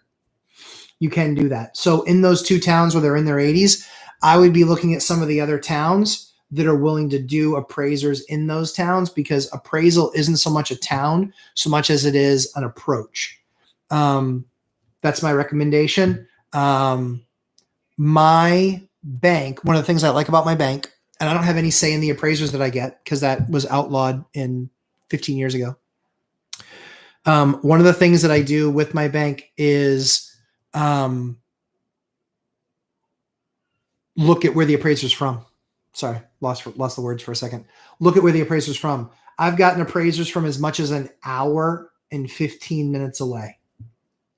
An hour. In fact, the last deal that I did, we just got an appraiser from south of Boston, and south of Boston is about an hour and a half away from me. They just did a job. They did a tremendous job. They did a tremendous job. The math that they showed, the structure, all the steps, loved it, loved it, loved it. In fact, I'll even call them out. It was Colliers. Colliers, Colliers in our area. They did a tremendous job. Kudos to them. I respect them. I appreciate them. They did a good job because they showed me the math of how they got to the number. It wasn't based on feelings. It was actual comps, actual income based. Loved it. Loved it. Loved it. Loved it. Heather McIver. Yeah, sorry. Jeremy Kirkwood, senior. It is. Yeah, that's a good place to start. Great advice. Oh, thank you. Yeah, senior lender. And senior vice president. Those are the two people at the top of that. And if it's residential, I would talk to them, specifically residential lending, and then have the conversation. Do this. Have a timeline. That's what I did. Is I actually had a timeline. I said, here was my timeline. I showed them step by step by step. Here's the timeline and what the issues were. Show them a timeline, and then say, if you want supporting documentation, I'm happy to get that for you. But here was the timeline. Because anybody can look at a timeline, and don't put a paragraph of notes after each one, literally 15 words. 6:10 ordered appraisal. 6:15 made contact with the appraiser. Set this as a date, moved it. Set this as a date, moved it. Set this as a date, moved it. Finally had the appraiser. Then we did this. Then we did this. Then we did this. Literally just a stack, right? Anybody can review that email in less than 5 minutes, and they can get a taste for exactly that appraiser and how they do things and whether or not they should be kicked to the curb. Yes. Invest to wealth. Is the planks flooring the same as planks for the stairs? No, it's not. That's untrue. Sometimes. So it's not a hard and fast no. So I take this, my stair treads. This is a 9-inch piece. Okay. I will rip this down where so basically I'll do a new riser. Okay. So I'll put this down. I can glue it right here. Can glue this thing down. Right. Then I can rip this edge, table saw, right? I can rip this edge. And then the only thing that I have to do is then cap the edge.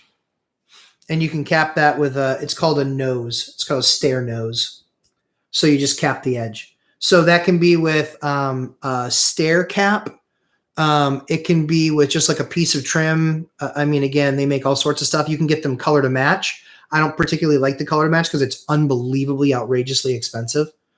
Like you could pay for an 8-foot piece, you could pay $80, which means it's $10 a foot, which means, and if your stairs are 3 feet, you're basically only getting 2 pieces yield out of it. So you're spending, $40 a stair to cap it. They make wood trim that's like $1 a foot or $1.10. It's basically shaped. It's basically shaped just like this, shaped like that. So it comes out this way and then down, and you can buy that, and that's a perfect stair nose. They also make ones that look at where you can also get like a threshold piece too. So yeah, you can totally do this stuff. I've used this stuff for stairs, but that's what I did. Ripped the back edge to get my width of the stair. And then capped it on the front. And so I did those stairs because you figure that you're like, I think the risers are 7 inches and the stair treads are 8 or 9. But when it was all said and done, it was something that then matched all the flooring in the house. I did that for a specific reason in the one unit that I did it in. I can't remember why we did it though, but almost always we're 8-pound carpet. 8-pound carpet and a nice high-end carpet on the edge. For those of you guys who don't know, Lumberjack Landlord has a special deal with American Flooring Corporation, Marty the flooring guy. They will send you a sample box if you plan on buying any of this type of flooring, which is extremely well priced. Ooh, I almost caught that in the eye. This is extremely well priced flooring. It's about compared to what I'm buying in big box stores, it's about $1.50 a foot less, and it's better quality, better wear. American Flooring Corporation, Marty the flooring guy, 725-212-8610. That's his text. 725-212-8610. That is his text. He is awesome. And their product is fantastic. But you can get a sample box just like I got. Here was my sample box. These are all the different samples I asked for. Go to their website, look at their colors, ask them for a sample box. And I think you'll be very impressed with his product. I know I was. I was very happy. I did have a video. That's the one that I had. I was waiting for a couple appliances to be put in so you guys can see the actual kitchen done. And the kitchen, it's not my kitchen. Well, it's mine. I own the building. But we didn't rip the cabinets. We didn't pull the cabinets. All we did was flooring and then put in all new appliances. We are going to replace the cabinets. We just had somebody that needed to move in sooner term, and so we couldn't get all the cabinets ordered and done and blah, blah, blah, blah. Yeah. Yep. The licensing. Okay, so Heather McIver, the licensing group doesn't care. We have tried to file complaints and get no response from them. Yeah, it's garbage. Because I guarantee they're busting balls on people that are doing nothing, nothing bad. It's just crazy. Jeremy Kirkwood, we always send comps to the appraiser. Yes, with VA offers because they come in low in general. Yes. Literally doing half their job. Yes. Yep. Do you care? So, yeah. So you hit a button. So, Ronald Reagan always used to say, it's amazing what you can accomplish if you don't care who gets the credit. That's the same concept here. I do all of my appraisers' work for them. I give them comps. I give them comps on every deal I've ever had appraised.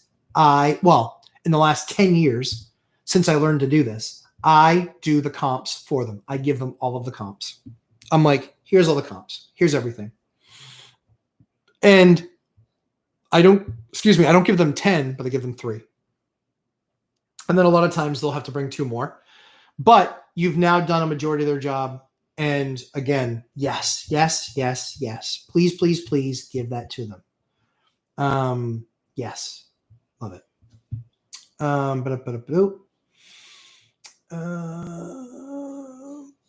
See, I do their work. No code on. Woulda, coulda, shoulda, coulda. Yeah. My floorplex I sold December 2020 for $361, now worth $414. Yeah, exactly. No way of telling. The real big key is just what your return on capital is, right? That's what I look at. It's the money.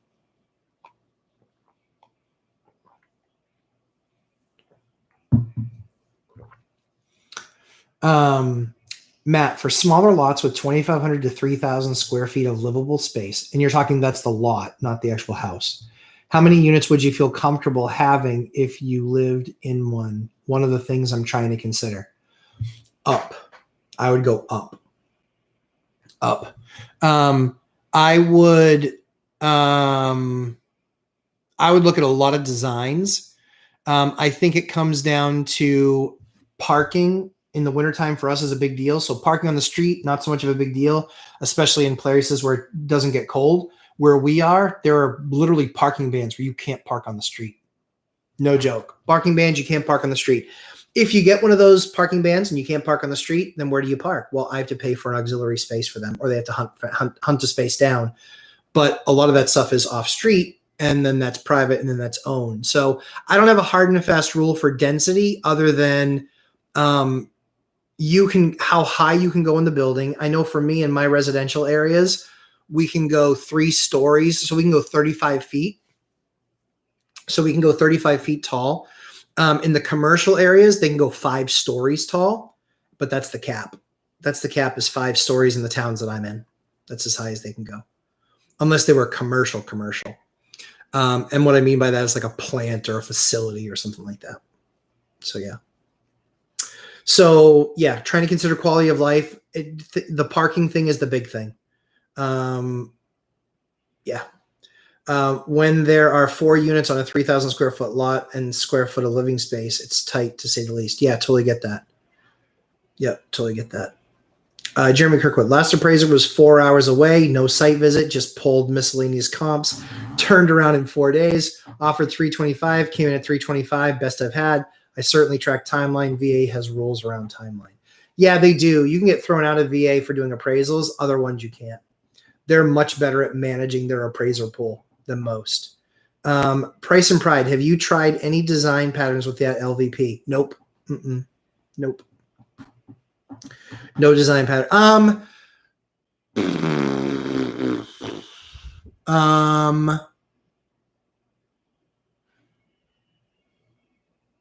I don't think we've done that floor yet. So I will, but it's basically just solid in the middle and then a border around it. And then, yeah. So we could. And then you just glue that that exterior, that final board from the middle basically just gets glued down. And then you have to do, then you're gluing down the floor, and click lock isn't the only option because then you have to get the clicks to match. Their flooring clicks match, but not, I don't think from there. Let's do a live test. I'm pretty sure it doesn't from commercial to resi.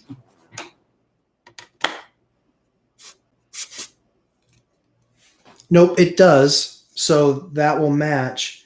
The difference is that you see the tilt.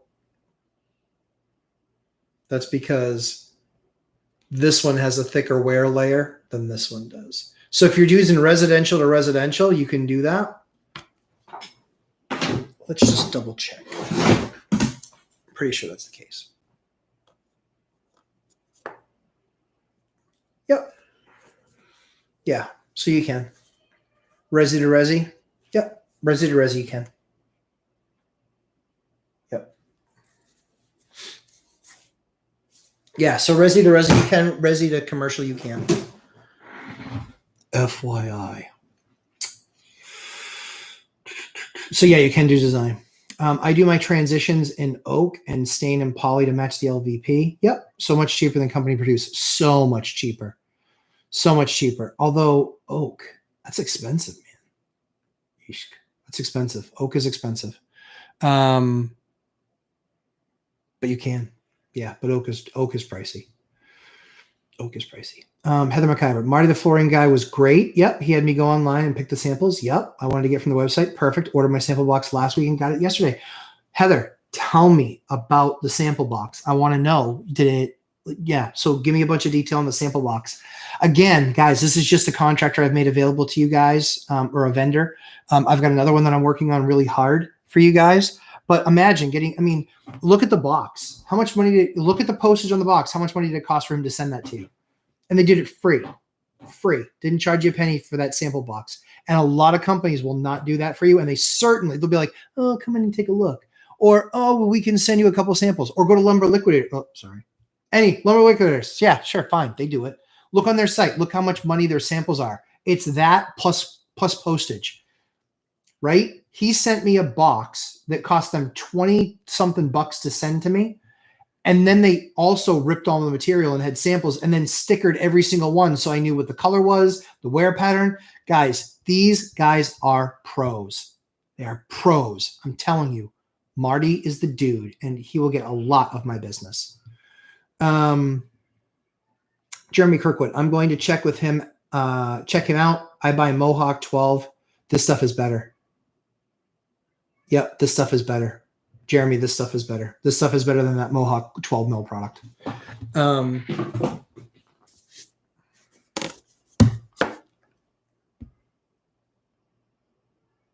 Yeah, you want to know why? This is a 20 mil wear layer. Blows the 12 mil wear layer away. Where'd it go? Oh, you're talking 12 millimeter. Yeah. Yep. Yeah, this stuff is killer. And pad attached. And this isn't a cheap, crappy pad. This is actually a really nice pad. Yep, really nice pad. Loved it. Yep, I write my own purchase agreements if I have to involve a realtor. Don't care who gets a credit. Totally agree. Yep. The more you can shoulder on yourself, the better. Matthew Paris ordered 700 square feet of the Alaskan oak. Okay, cool. He covered freight and state sales tax, so I paid $249 a foot. That's killer. Based on the samples, it's 130% better than the same price crap. Yep, exactly. Yep, It's way better product, and it's less. Yep. It comes out less for sure. And the pad too. Did you account for pad, Matthew? Because if you have the other stuff in the stores, that stuff largely doesn't have pad, and then you have to buy pad, and pad can be 40 to $1 a foot. Yep. Nicodon, building up is usually cheaper than spread out. Oh yeah, for sure. Yep. Able to stack plumbing, concrete is expensive, small is a better footprint. Yes, and yes. Exactly what Nicodon, ex-builder right there is saying, guys.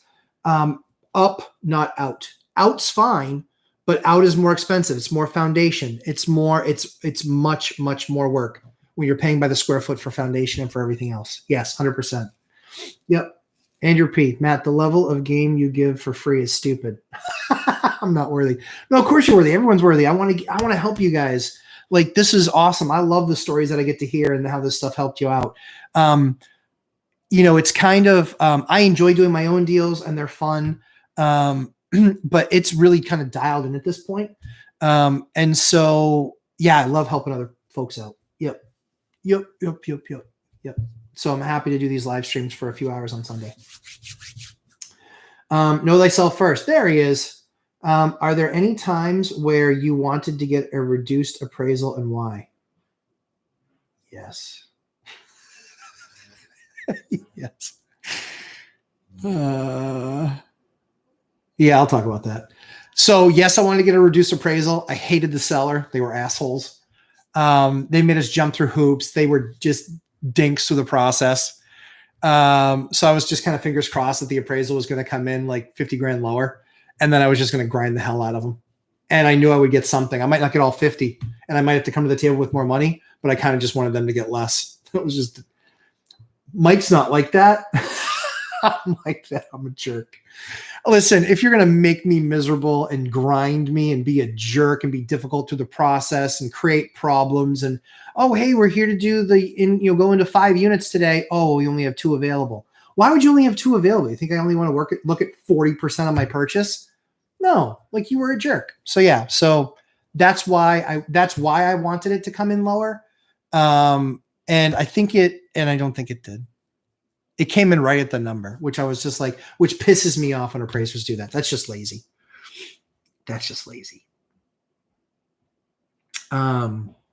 Yeah, so that's why I wanted it to come in like that. Andrew P, thank you. Yep, perfect. Know thyself first. I know you are a big fan of duplexes, so I finally have under contract along with a single family. Awesome. Please make sure your recommendation on which option to choose. Oh, I know you're a big fan of duplexes, so I finally have under contract along with a single family home. Please make your recommendation on which option to choose. My option is always the one that gives you a better return on your capital. That's always my option. Every single time. Yep. Every time. Short of doing a deep dive on the deal, I can't know that stuff. So obviously take it with a grain of salt, but my general approach to anything is what's my return on my capital. Right? So if you want to have little dollar babies, I like dollar babies. I have some. I like more. If you want to have dollar babies, the only thing that matters is mommy and daddy dollar mating to make those dollar babies. And that all comes down to every deal that I do, I am working a deal with the seller. I buy it to make dollar babies. That's why we're doing this, guys. That's why we're doing it. I don't have any buildings in the downtown of any of the 3 towns I do business in with my name on them. Don't care about that. I care about the return on my capital because that's running a good business. And that's what I want to see my kids do is helping people, getting return on their capital. That way they can help more people and that we can then do affordable rents. That's what we aim to do. So yeah, we're all about making dollar babies. And so I can't tell you on your deal, but for us, the first thing that we're always looking at is return on our capital in a deal. Dollar babies. Matthew Paris. Cost almost $15 in postage to send me 5 samples. See? What a dude. Like, What companies are doing that? I know Lumber Liquidators charges. I know Lowe's charges. And I know Home Depot charges. I know all of those places charge. Why on God's green earth? Like, this guy is awesome. He gets it. He wants to help people, wants to get flooring in their hands. And I told him, I said, the people that I'm sending you are landlords. They are going to want to buy more when they buy more properties. We need to treat them right. He's like, without question. No, you're my dude. You're my dude. Price and Pride giant box and did a 2-day for about $20 shipping. Yeah. Like there were like 13 samples in my box. Holy cow. 13 samples. That was a lot to choose from. It was easy for me because I'm a wicked design freak and what I like. So, but yeah, 13 samples. I mean, literally, I think 6 of those I would throw out in the trash because they're just ugly, not because they're bad, not quality product. What about the 20 mil layer Mohawk from Lowe's? 20 mil layer. Yeah, but Angel, talk to me about how much that is, my man. Talk to me about how much that is.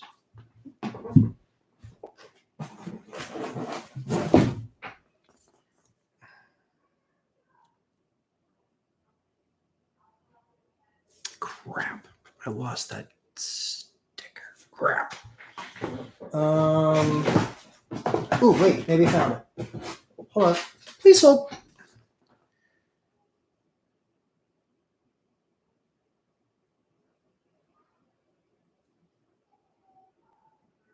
Yeah, this is 20 mil layer too. Wear layers 20 mil here. So it just depends on price. And then pad. Guys, don't forget pad. Pad is 40 cents a foot for the cheap stuff. 40 cents a foot for the cheap stuff because you get a 100-foot roll. It's $40. Even if you get a discount, call it 35. They make other cheaper, crappier pads. Ugh, I would stay away from those. There's literally some pads out there that capture moisture. Why would you use a pad that captures that like holds what? It's still on top of wood. Like, yeah, I don't know. Yeah, nuts. So Angel, I'll look for your response below about the 20 mil wear layer of Mohawk from Lowe's. Mohawk's a good company. I mean, they're good company, generally speaking.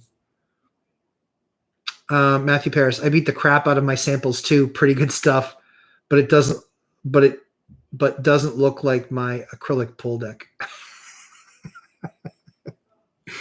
Nice. Heather McIver, we picked out 16. Wow, 16. Both resi and commercial. Okay, cost $20. Send to us. Yep, good. We looked through all of them yesterday and then went to the big box store and compared. It was no comparison, right? Right? No comparison. Yeah, the product is sick better. And hey, don't take my word for it. Don't take my word for it. Buy the crap from the big box stores. Go for it. I don't own part of this company. I don't. I just love getting people, just like we do the real estate ideas. I share with you the other product ideas that we have. It's just, this stuff is awesome. I unless something happens with their manufacturing process, I will not be steering away anytime soon. Yeah. Jeremy Kirkwood, 20 millimeter bomb proof. Yeah, pretty close, right? Yeah, no pad. Right. The padding on this stuff is ridiculously good. Yes, because it's also non-slip pad. So you guys can't see that, but it's got like this kind of interwoven grain to it. And yeah. Oh, crap. Trying to be creative. So this stuff, it's as thick as the pad that you buy, but with this interwoven, it doesn't slip. Like, it's slipping on my desk right now because that's obviously a slick surface. But this is why I don't do product demo, because I'm not a product demo guy. But I love this stuff. I really do. It's really good product. Yeah, it's just really good. And all you guys are digging it. So it's cool. And the no padding thing. So the pad on this is really, really good. But pad, the cheap stuff that you can use, 40 cents a foot. The really good stuff is $1 a foot. Keep that in mind when you're pricing apples to apples, right? That's what I did, because I'm looking at the flooring that I would normally use. And it's, even with my contractor pricing, which is I think 10 or 15% off at Lumber Liquidators. Even looking at that, it was I think that got my price down to about what this stuff was, but then I had to buy pad. And pad instantly was 40 cents extra. And think about the 40 cents, right?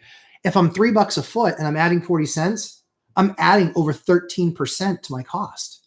Guys, this is where you pick up profit. I mean, I'm a profit miser, wicked. I want profit. I want to create money babies. This is what I do. And so, yeah, when you're looking at that product, make sure that you're comparing flooring with pad and anything else that you might need. That's a big, big, big thing. Big, big, big. Any questions more about flooring stuff, guys, let me know. Certainly ready to do that. Jeremy, my flooring guy is going to kiss me if I bring it. Yeah, dude. So, Jeremy, my flooring guys loved this stuff. They loved it. They're like, Matt, this stuff was great quality. It wasn't flimsy. When they locked an edge or locked a joint, it was perfect. There was no what's called delamination, which is like the wear layer lifting off the top. There were no pieces like that in any of the boxes. Yeah, these guys, I'm telling you, these guys are going to start having more warehouses in the country. And when they can fix the China supply issues, because I'm pretty sure it's where stuff is manufactured. It's either China or India or Vietnam. It might be Vietnam. Sorry, I get off on a tangent. But yeah, love this stuff. I'm glad you guys are liking it too. Angel R, do you use shark bites? True story. Used to, don't anymore. I don't anymore. We have. I will do that for a quick fix. If it's a weekend and I just need to get water flowing, I'll pop that thing in there, get it done. And then I'll get the plumber back and he can re-sweat the valves, blah, blah, blah. If you guys are looking at becoming, really self-managing, there's one tool out there. It's absolutely amazing. I kind of don't want to tell you about it because I really wish that they would sponsor me. I really wish I could get sponsored by Milwaukee because I love their tools. Oh my goodness, do I love their tools. And I have so many of their tools.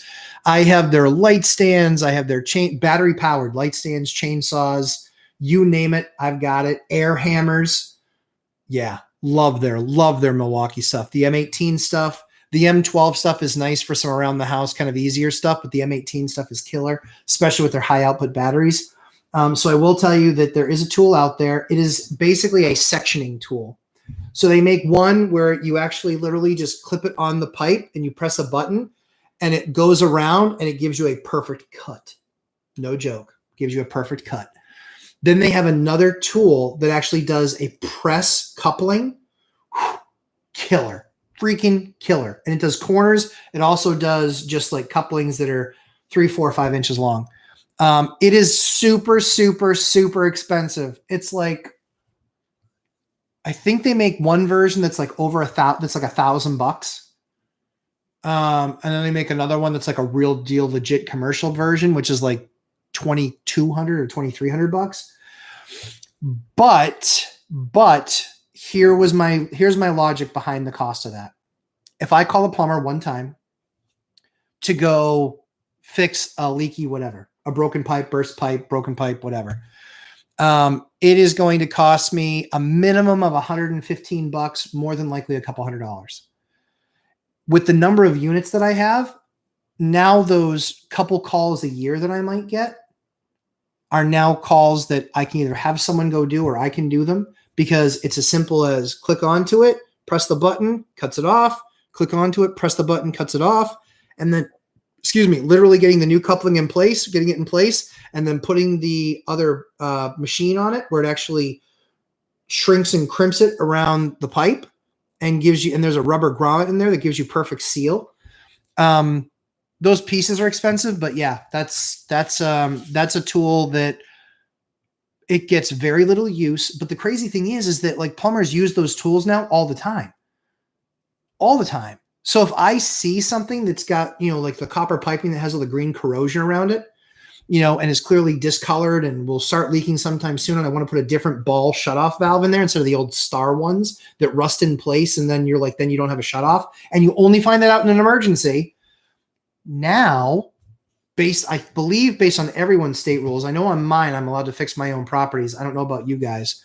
I'm allowed to fix my own properties on certain like things like this, but I can go in there and I can do the cut and I can do the replace the piece and crimp. And that is literally for me a 15-minute job. It takes me longer to drive there and back than it does to actually do the work. But I just gave the same repair that a plumber's going to get. I don't know how you can beat that, guys. Again, that tool's expensive. I think they started about $1,000. I think they go up to $2,000. I also had a PEX one. But the PEX one was a crimper like this. They make one that's also electric, but this one actually has PEX heads on it too. So yeah, I'm just a big believer in those types of tools, especially if you're going to be growing in your number of units.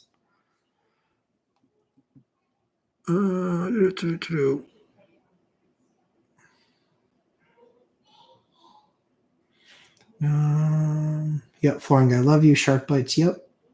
Okay. Know thyself. Is American Flooring offering price discounts, or is your recommendation really about great quality?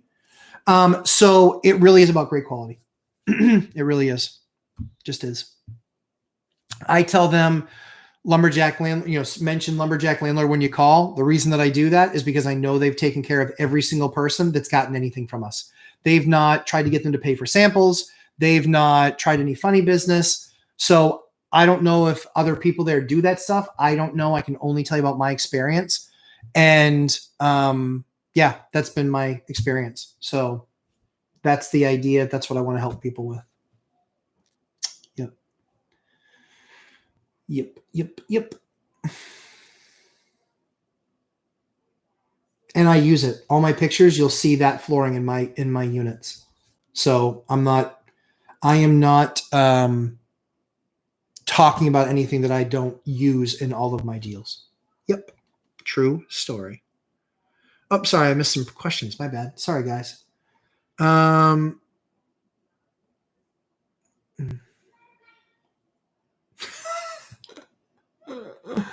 Let's see. Oh man, I missed a whole list of questions. I'm so sorry, guys.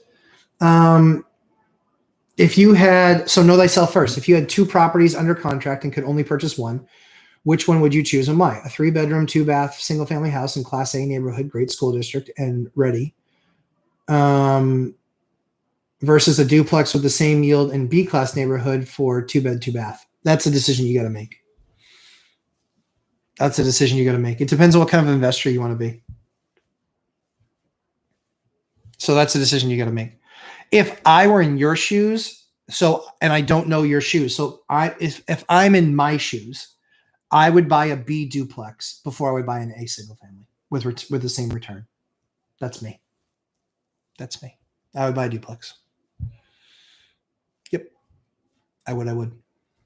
That's me. So I can't say if I were in your shoes because I don't know the rest of the factors of that math equation. But for me, I would take a duplex. Heather McIver, unfortunately for us Alaskans, they ship to Washington and we have to get it figured out. Oh, and that is pretty normal for us. Oh, okay. I'm going to get with other landlords and try a mass order. Good idea. Yeah. So we are going to place a mass order. I think we're buying 8,000 feet of it, I think is what we're putting together now. Shh, don't tell Marty. He doesn't know yet. Yeah. Yep. Love it. Matthew Paris, almost as good as the premium padding. Yep. On the bamboo floors installed in my house. Yes, exactly. Yep. Angel R, know thyself, duplex. Angel R, rock on, man. Exactly. Know thyself first. LOL on the appraisal comment. Yeah. Yeah. Some people can be real tool bags. Heather McIver, I actually offered to pay for the samples. Yeah, me too, honestly. I did too. It's so funny that you did that. I was like, well, I'm happy to pay for them if you need. No, don't. And he was like, nope, don't worry. Nope, I'll send them out to you. Oh, cool. Sounds good. Jeremy Kirkwood, I need to copyright Dollar Babies. Yeah, go for it. Yep. Yeah, it's so true. So true. Joey Garessi. Hey, bro. Hey, Joey. Cool to meet you.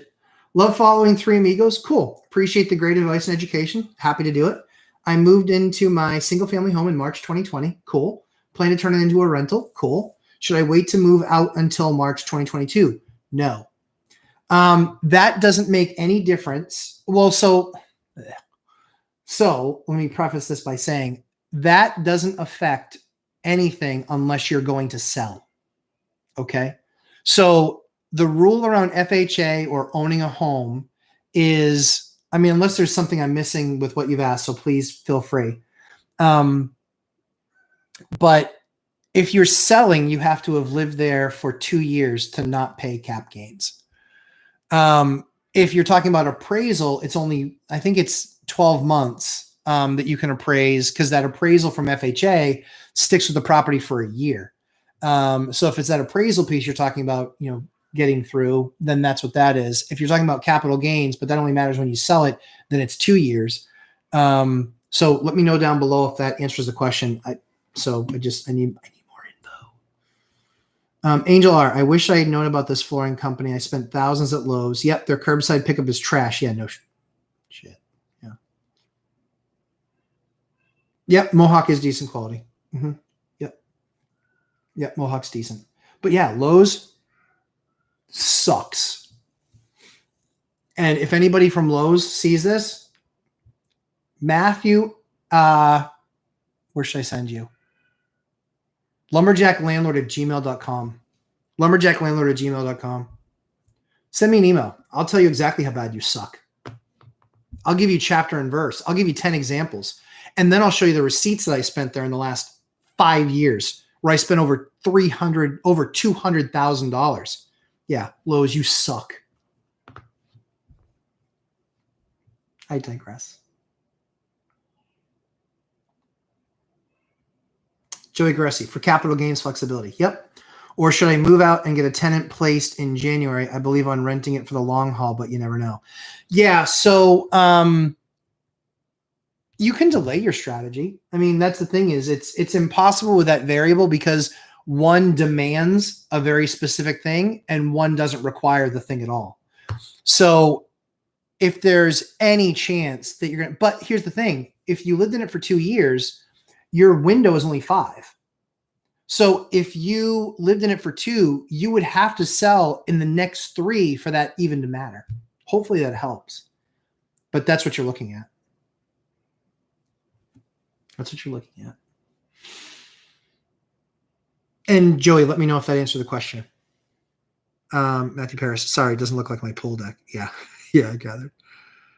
Is American Flooring offering price discounts, or is your recommendation? Oh yeah, so really great flooring. Sorry, that was one that I'd already seen before. Yeah, so it really is about great flooring. They do offer discounts They absolutely do. That's all timing for them though. I think that's all around supply chain stuff, if I had to guess, but I don't know. I don't know Marty, other than to give you an idea, I've had 5 calls with him. That's it. So I'm only telling you about my experience, how well it worked, but you've also seen how everybody else's experience was too. It clearly seems like a solid guy, and clearly the product, I dig it. John Doe, Matt, do you have a background in home inspections? I'm studying to get my home inspection license to get in the local real estate circle for deals. Yep. Also, we'll be able to inspect those possible deals. Yeah. So love that. Love the idea. The lowest bar of entry is house inspection versus well, excuse me, that's not true. Real estate agent is the lowest bar of entry. Inspection is next. Appraiser is next. Appraiser is that tough to get. And so on the inspection side, yeah, that's smart. I don't have a background. What I've done is I have done, I don't know, 50 something projects. And I've done but I've done them. Don't anybody read into this as a slam, because it's absolutely not. I've done them. Mike's reviewed them. I'm hands-on touching, doing the work, or have done the work. I don't do it anymore, but I've been around the construction.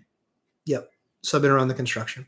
So, and Mike uses guys to do it, and that's good. His model is more scalable than mine. That's why he has 187 units and I have just under 100.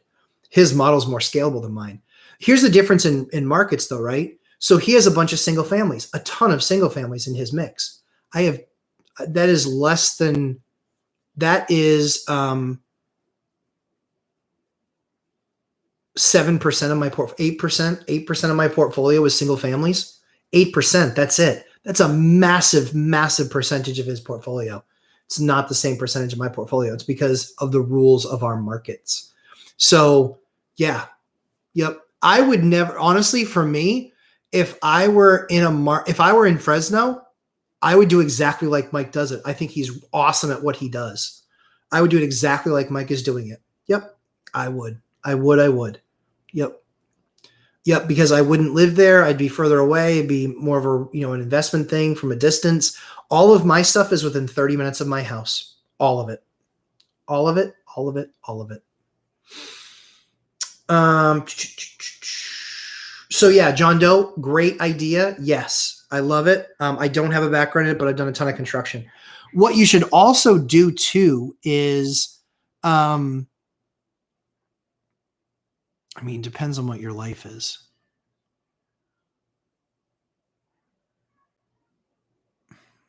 The advice I was going to give you was, I just learned with a ton of construction experience, just being around it all. I'm a smart enough guy, so I just watched it. I asked a lot of questions. That's what I recommend for people, is being around it and asking a lot of questions. And that's what makes me better than a lot of guys who just go to an inspector's class, is because I understand how things are built and I understand why they were built that way. And what they cover a lot of times in those inspection classes, I don't think they cover anything on one pipe steam. And one pipe steam is 20% of the heating in New Hampshire is one pipe steam. So that inspector's just like, yep, that's a one pipe steam boiler. Great. What are you checking? Exactly. You have no idea. No idea, largely speaking, what that is. Heather McIver. But John, love the strategy. Super smart.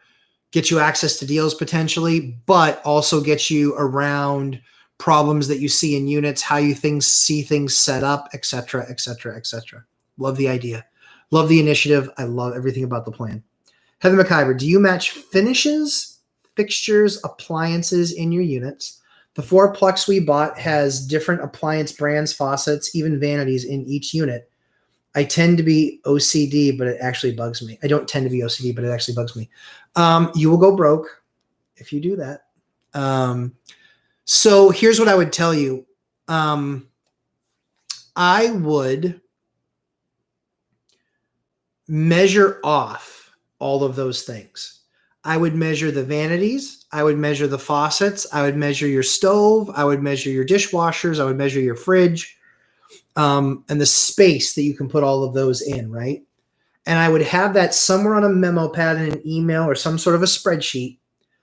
And then when you find the deal of the century, so I one time found that I walked into a Lowe's, and because they're completely disorganized morons, the company, not the people that work there, although I suppose I can make a commentary on that, but it's much more the company and their general approach.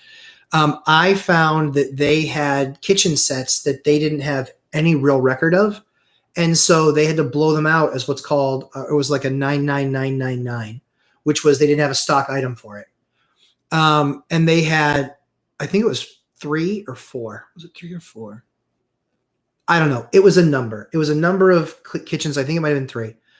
So they had 3 of these kitchens, all brand new appliances, 99999. And that was the stock code. I was able to negotiate a price that was about 60% of what it would have cost me, but I knew that they would fit in some of the units that I have. And so I just bought them all. And I said, yep, we can have them delivered in the next 2 weeks. Because I knew I was going to be replacing a bunch of old crappy appliances that were there from a building that I had bought, that I inherited all the appliances there. I was never going to get that deal again. And I think it was probably $15,000 worth of appliances that, I was under 10. And that was for fridge, stove, micro, wall mount micro. I'm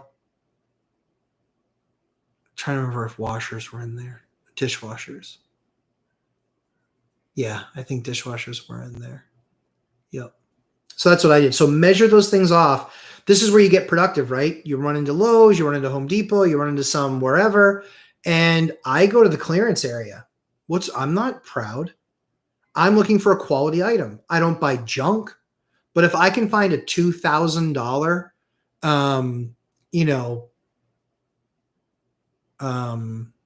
Whirlpool Gold or Whirlpool Elite or something like that, some amazing product, and I have a place that has a stove that I'd like to upgrade, I jump on it.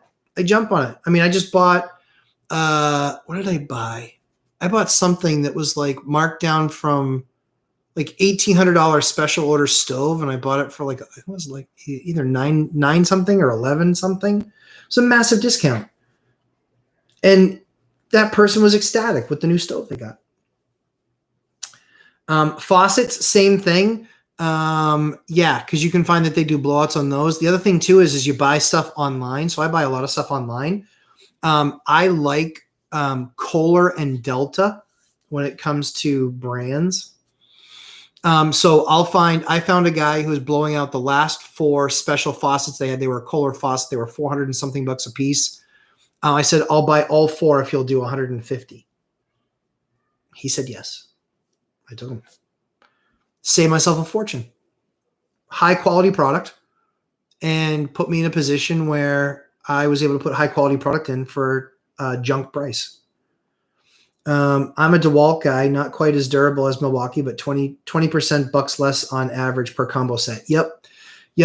Yeah, for sure on the DeWalt side. The battery things on the DeWalt side, though, I always had issues with my batteries. My Milwaukees, I have never replaced a Milwaukee battery. Not once, not ever. I've never replaced a Milwaukee battery. And when I had DeWalt, I replaced them often, the 18 volts. And then they went to 20s.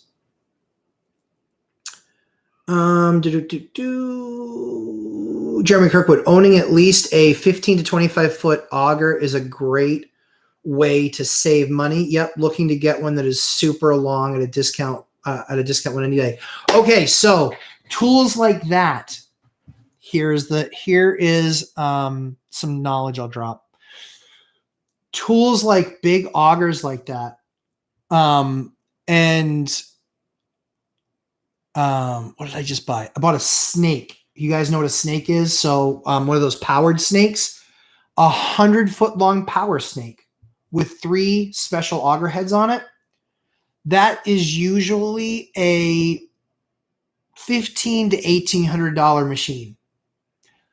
Bought it from the Home Depot because they actually recycle their tools every X number of uses or every couple of years. That snake is not rented that often. In fact, they looked it up. I think they said that snake had been rented because they could look up the history. I want to say it was rented like 56 times, something like that. 56 times. I bought it for $480. What do I need a brand new freaking snake for? What do I need one for? I don't. I really need to use one. It's been used 50 times. Who gives a crap? It was in perfect condition and cleaned. So it was basically like buying brand new, except it had 50 uses on it. Who cares? The 56 uses isn't going to make a difference. How many times am I going to use it in the rest of my career? Maybe 15 times, maybe 20, but I have it. And I can go yank on it anytime I want. Every time I call a Roto-Rooter, every time I call any of these other rooter services, $600. I paid for one stop, doing it one time. If I never use it again and I just resell it to somebody, fine, whatever. But I bought it. Love it, love it, love it. The reason I bring that up is augers, same thing. They just had an auger for sale where I was. It was a $2,300 auger. I want to say they sold it for like 7 something. And that was with 2 auger bits, 2 big auger bits. It's a really good deal. I bought air hammers that way. I bought a paint sprayer. They had a extremely expensive, high-end professional, long hoses, the whole 9-yard paint sprayer. Yeah,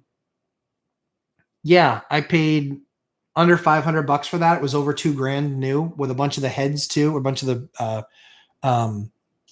spray nozzles. Yeah, a couple times people needed it. One time it was a friend. I let him use it for free. The other one was like, yeah, just give me $100 because he was going to use it. And it was like, what were his other options? He was going to have to go buy one, needed one right away. And it's more like a friend of me. So yeah, $100. Let's see.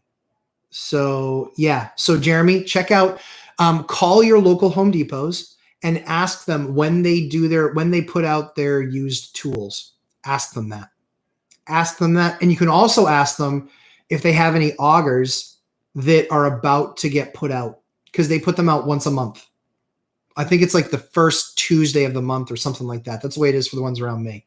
But I've bought a number of those tools because they're big, heavy, expensive tools that I don't need to use all the time. So just having it saves me making that phone call.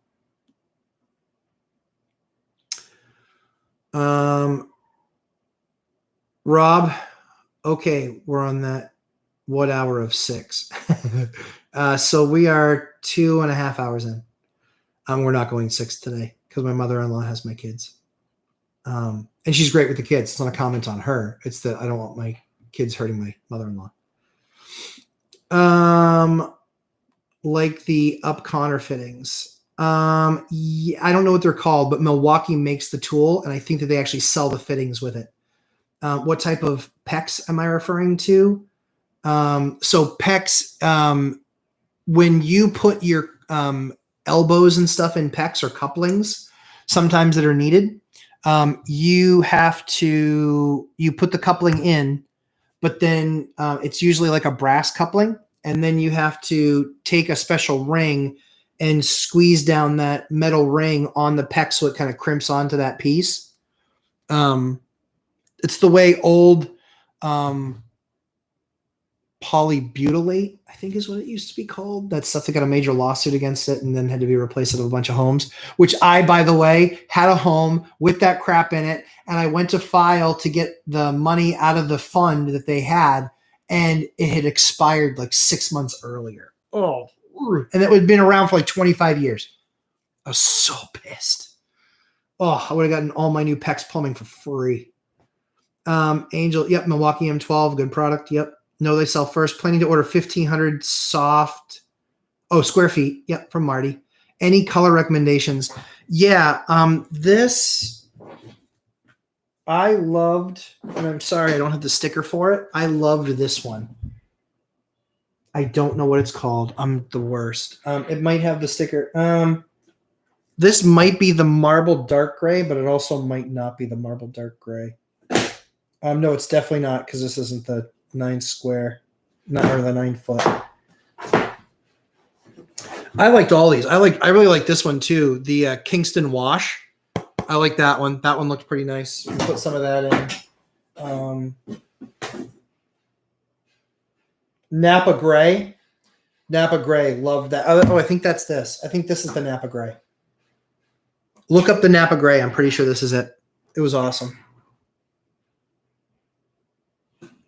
But see, for me in design, so I am not professionally trained. I only know what I like. And so I use a Stone Harbor Gray, and it's a color from Benjamin Moore.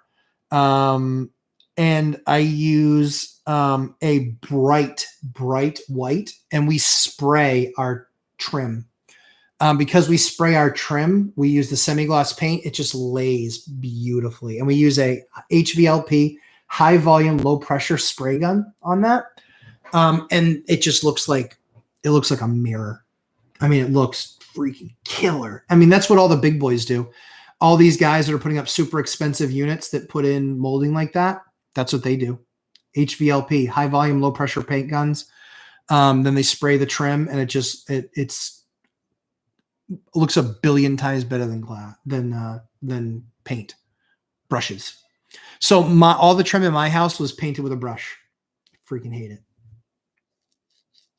I hate it, but I can't sand it. I would never sand it. Too many windows. Yep. So that's what I would do. So know thyself first. Yeah. Any color recommendation? I like the grays. I like the grays that they have. Let's see if this one. Nevada wash is also kind of nice. This is, sorry.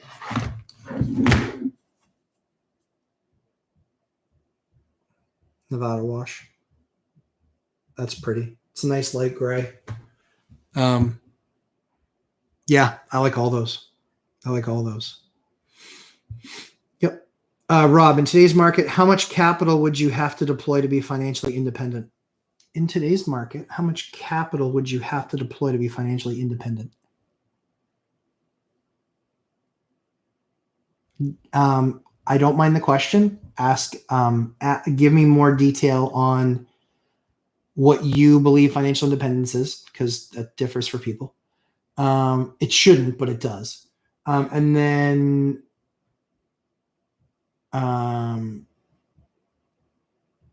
what you mean by like buying a house and then seeing what the return on that capital is. Yeah, so just fill in those blanks for me. I'll answer it. Andrew P., do you have a point of view on stucco? Is this acceptable for your buy box, or is it not that big of a deal? What watch outs to consider? So in the Northeast, we don't do much in stucco. We just don't. It's not much of a thing up here because it cracks because of the crazy winter and the fluctuations that we see. The fluctuations that we see in weather. So I don't have an opinion on stucco. Sorry. I think that I've only done stucco once or twice. And I was paying to repair what was there. So my experience so far is only repairing it, not actually putting it on. So sorry. J-Rod, what is the difference between A and B neighborhood? Great question, John. Love the question. I love it when people will ask any question that helps them get better at the game. So there is no question that's off limits. Well, there are some, but if I get to them, I'll let you know what they are. But that one's awesome. So the difference between A and B, John, or J-Rod, is really two things. A, and this is how I would answer it. Other people answer it differently.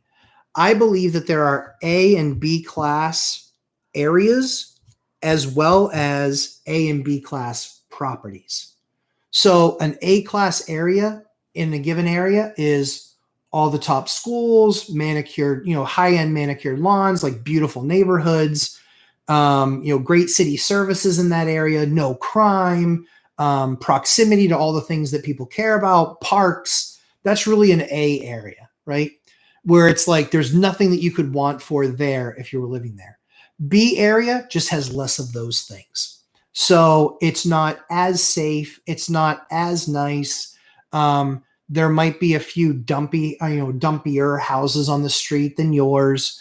Schools that instead of being 10 out of 10 or a 6 or 7 out of a 10, or 7 or 8 out of a 10. So it's really just lesser than. When it comes to housing and the finishes, for me, an A class is granite countertops and a granite backsplash. B class is granite countertops. It's pretty simple for me. I use the same quality cabinet, and I use the same quality fixtures. I use a lot of it's the same for me. The only thing that really differs is the little extras. I won't do, so in a B class area, I would do a tub with a tile surround. In an A class area, I'm likely to do a higher end cast iron tub that's good for 100 years. It's also probably a Kohler where the tub cost me a couple $1,000, and then I'll do like marble around the surround and that sort of stuff. I might have a picture that I can share with you. No, I'll share that in the video that I got coming up because I got a before and after on a unit that we just did that I can show you guys because it was a dump. And we turned it around in a few weeks, and we did kitchen, bathroom, flooring, and paint. It's a 1-bedroom, and we spent right around $7,000. Right around $7,000, but our return on capital is 50. Our return on capital is 18 months. 18 months. Anthony F. What was the name of that flooring company again? Okay, Anthony, it is American Flooring Corporation. Talk to Marty, the flooring guy, American Flooring Corporation, 725-212-8610. Again, 725-212-8610. And again, I don't own part of the company. I've talked to Marty 5 times. I just share contractors when I have a good experience with product. I share that because I know how hard it is and the trial and error that we have to go through as landlords trying to find good product. I know what that takes. So when I finally find a good product that I settle on, I used to buy stuff that was like this, but it cost me $1.50 more a foot, and had some break issues and things like that with install. So yeah. Hey, if any of this stuff is helpful, guys, real quick, just give me a thumbs up if this stuff is helpful. There, marketing. Are you happy? I've got a marketing guy that I do some work with. So yeah, if you guys can hit the thumbs up, it makes him happy and gets him to stop asking me to ask for it. So that's the name of the flooring. Do you recommend having stone foundations repointed? Stone foundations repointed. Huh.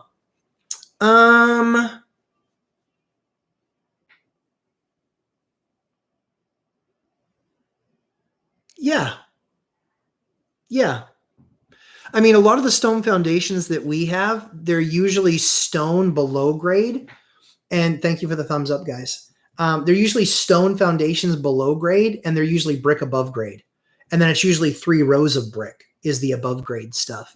So we always, in fact, we're doing a project right now where we're repointing an entire building. It's not crazy money. I think it's going to cost us like $1,500 or $1,800. But we're repointing all that. That stops any leaks from happening. And on the stone side, on the stone foundation piece, yeah, I mean, when we've had a leak in the stone foundation, we will take a picture of it where it's leaking, and then we'll have that repointed. So we won't repoint the whole thing, but we'll redo that spot is what we've done. That's what we've done in the past. Yep, for sure. If water is leaking in. Yes. Yep. Man, I should read more. Sorry, Angel. But yeah. So yeah, dead on. Know thyself first. Have you ever bought a property with previous termite infestation? Anything to be wary about? Yes. Do they come back? Should we get it treated again? I would ask like whoever the company was that did it, because I don't know if they come back. Up in the Northeast, termites are not really a thing so much for us. That's much more of a California, Florida type of thing. So it's not a big thing for us, termite stuff. So I've never dealt with active termites. In all of my years of doing this, in 20 years of doing this, I've dealt with bed bugs twice. I've dealt with mice a few times.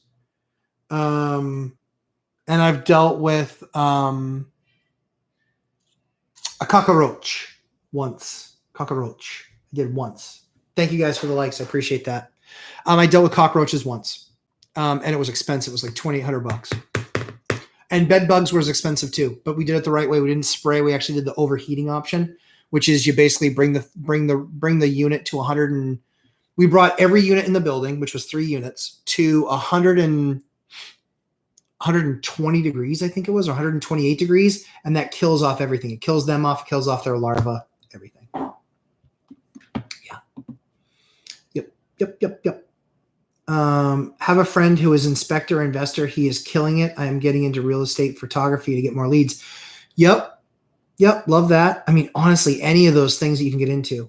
Jeremy Kirkwood, structural engineers are very helpful people to have in your circle. Yeah, get one. Or to get 2. I have 2. He just put out a report basically calling the appraiser that basically said my building was about to fall down, basically calling him an idiot, which I thought was too nice. In fact, I think I even said to him, if you use curse words when we're describing it, I'll pay you twice as much. Because I'm an infant. But it's because I was that pissed at the guy because they withheld $10,000 from my refi. Jerk face. Because this guy thinks he knows what he's talking about. Whoa, I'd get that looked at. Really? Based on all your expertise as an appraiser and not structural engineer? Thank God we have you. What would we do without you? Jeremy Kirkwood, wow, awesome on the snake. Yeah, yep. I've had good luck with furnishings and industrial commercial trade tools using high bid auctions online. Yep. Estate sales and auctions of personal property. Yep. So those are really good. But one of the things that I know when it's coming out of Home Depot is that they've had to service it before they get it out there. So I'm not buying it and then having to service it. I know it's already serviced. And so, yeah, I dig it. Heather MacGyver, I think previously you said you like the Napa and Utah Grays. Yep. Those are both pretty products. I think we've used them both. The one that we've done the most with, actually now, after last week. Crap, no, I don't remember. Caca.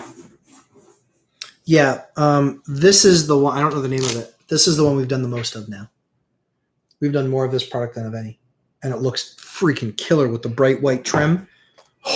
You guys will see a video this week with all that detail in there. You will dig it. You will dig it. It's the best.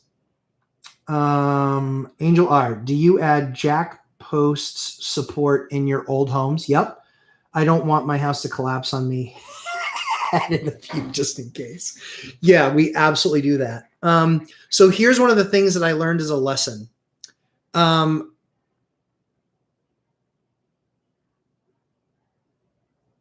don't know if I should share that.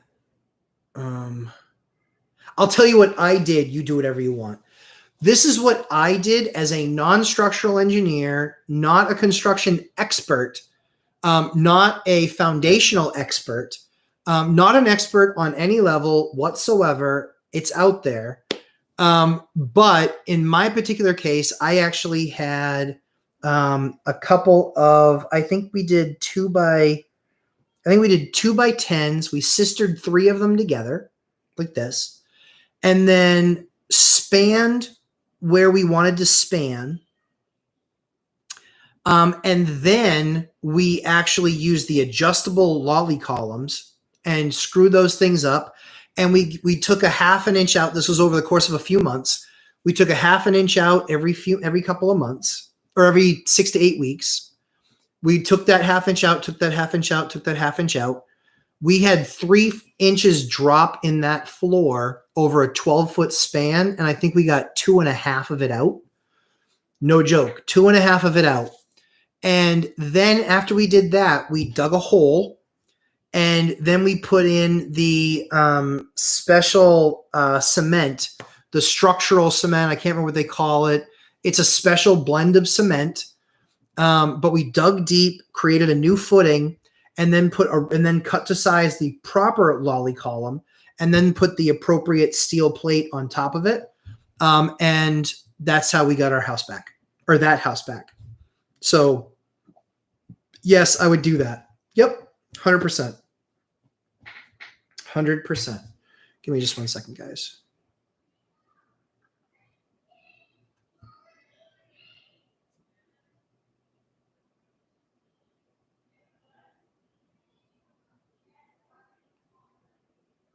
Sorry, contractor guys, 1 second.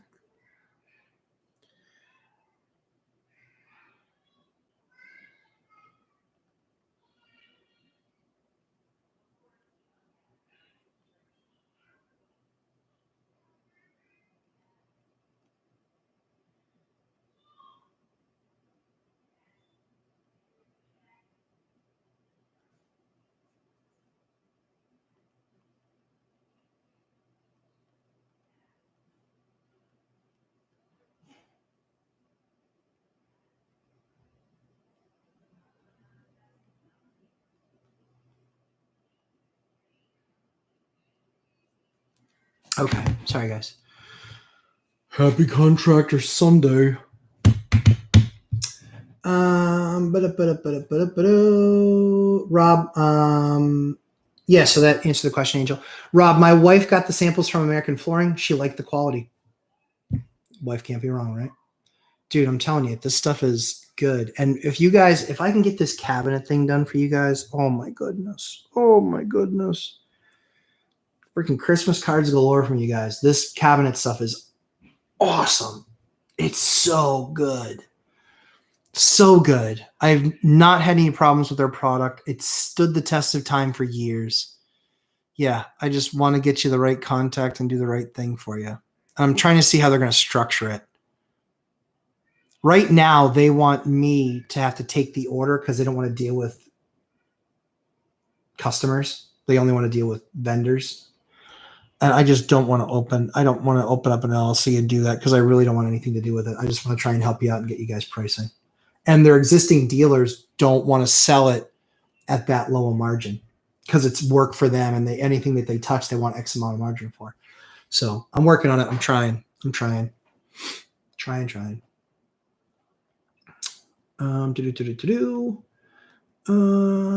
Andrew P, can anyone drop in the chat the real estate apps Matt mentioned? I was driving and couldn't take note of them. I'll drop them again for you, my man. And just mark it that it's at 2 hours and 50 minutes. 2 hours and 50 minutes. So apps I use are Realtor.com, LoopNet, Hubzu, HUBZU is Hubzu, Zome Auctions, XOME Auction, Auction.com, and US HUD, and then Zillow as well, and Realtor.com. And Apartments.com and Craigslist. Those are all the ones so yeah, 2 hours and 50 minutes in, that's where you're going to find that, my man. What's the average yield in my market? Sorry. My bad. I skipped down too far. Sorry. Let's see. I was driving and okay. Yeah. Rob. Okay. 100K income with the returns you're getting in your market. I mean, I'd say right now, everything I'm doing is double digit returns. So just work backwards from there. So, then it just matters what size of property you're working on. So,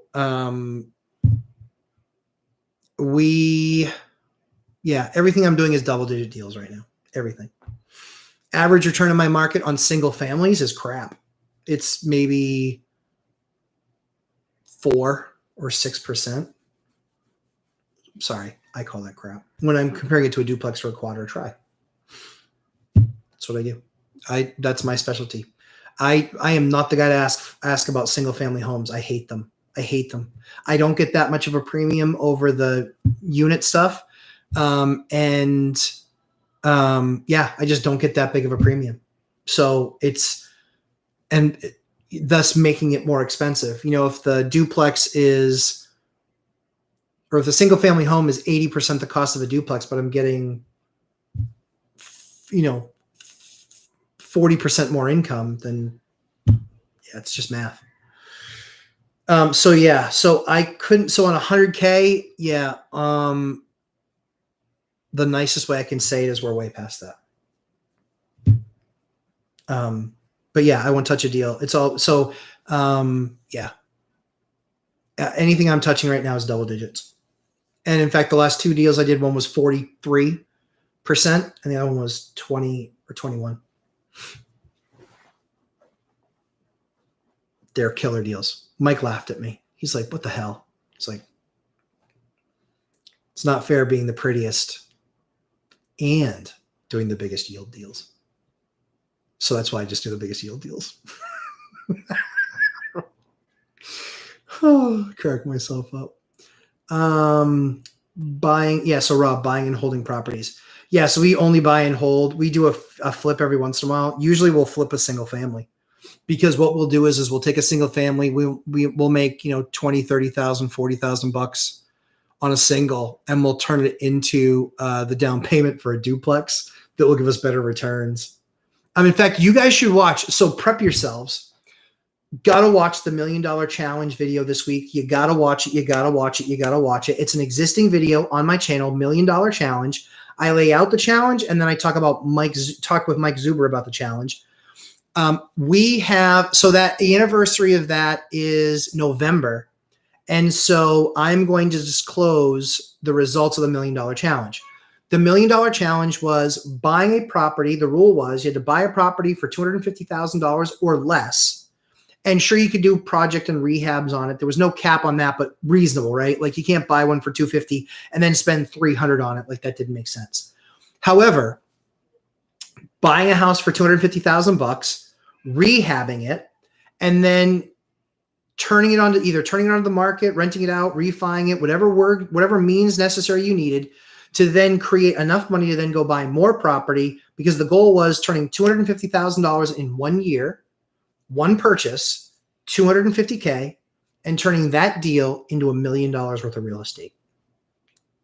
I thought that was a fun game. So Dion doesn't rehab properties. I don't know the other real estates well enough to be obnoxious enough to ask them that. But Mike, I asked, and he's doing it. I know he was keeping track. So we have to do our video on that, but I'll share all the results of the $1 Million Challenge. If I hit it, what that looked like, all that good stuff. Yeah. $1 Million Challenge. Lots of fun. Lots of fun. And it's something that we'll probably talk about doing $1 Million Challenge Part 2, or maybe we'll make it even bigger. Might even make it bigger. Bigger? How dare I? I don't know. Maybe I dare. I don't know. We'll see. Must have been something I said. A bunch of people just jumped off. But it's fun. The $1 Million Challenge was a lot of fun. It was an interesting experience, to say the very least. Anthony F., what is the website for American Flooring? So it's literally, I think it's hold on. It is American Flooring Corporation. So hold on. Gosh darn it.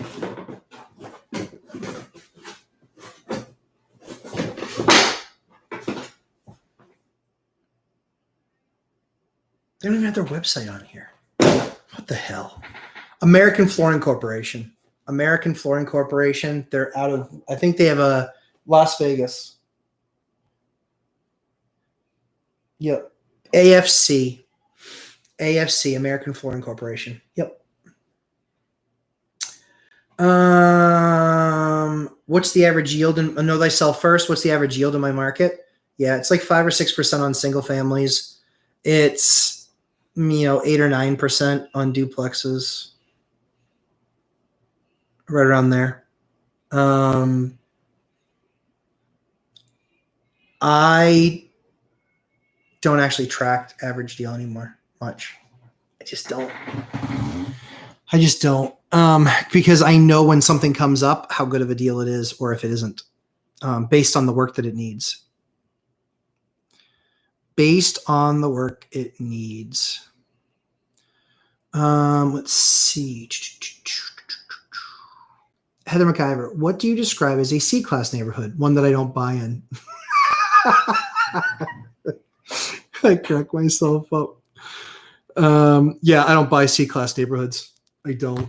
C-class neighborhoods have crime. They have, if it's not a downtown area, but it might be like a train going through it. Where I am, there's 2 streets, and they're just the worst. Like, call the cops, and you just say, what are the 2 worst streets or the 5 worst streets in the city? And they'll name these 2 consistently are on that list. And so that's what I do. I call the cops and ask them, where are the biggest issues that we're having? So C-class, first of all, wouldn't be a place I would buy. Crime, bad schools, rundown neighborhood.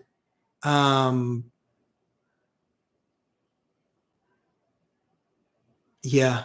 And then like extenuating circumstances, like a train that goes through it, or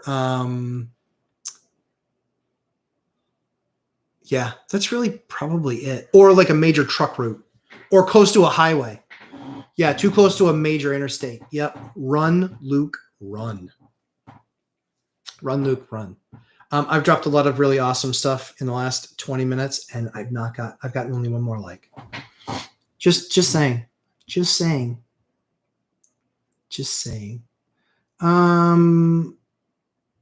How big does an area have to be in order to describe it as a certain class? For me, it's neighborhood. I mean, literally, it's neighborhood level. Yeah, for me, it's neighborhood level. I have a couple of houses that I own on streets where the streets are beautiful.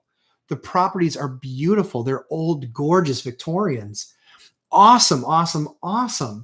And 3 blocks away is almost the version of Skid Row. Like, not nearly that bad, but Skid Row in 1987, not Skid Row in 2021. Gross. Yeah, gross. Just dirty, gross. Yeah, dirty, gross. Yep. Nathan Hatzer, great stuff. Thank you, Nathan. Anthony F, thanks up. Appreciate the info. You're very welcome. Crimson Knight, just before the stream ends, take a break on the top of Monadnock. Nice. Monadnock is a beautiful mountain here in the state of New Hampshire, and it's just beautiful this time of year. All the leaves up there are changing, so we get the leaf peepers, is what we call them.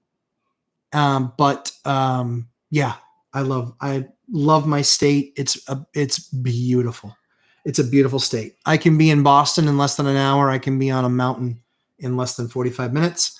I can be in a nice lake in a half hour. It's just everything at my fingertips. I love it. I love my state. Love it. Eric S. I have an underperforming asset I'm selling. Hey, so real quick, guys, on this lesson, Eric says it right there. Underperforming asset that I'm getting ready to sell. Guys, this is critical. This is a business. This is how we're running our businesses. He recognizes that this asset is underperforming. He recognizes that this asset, that the money is better used elsewhere.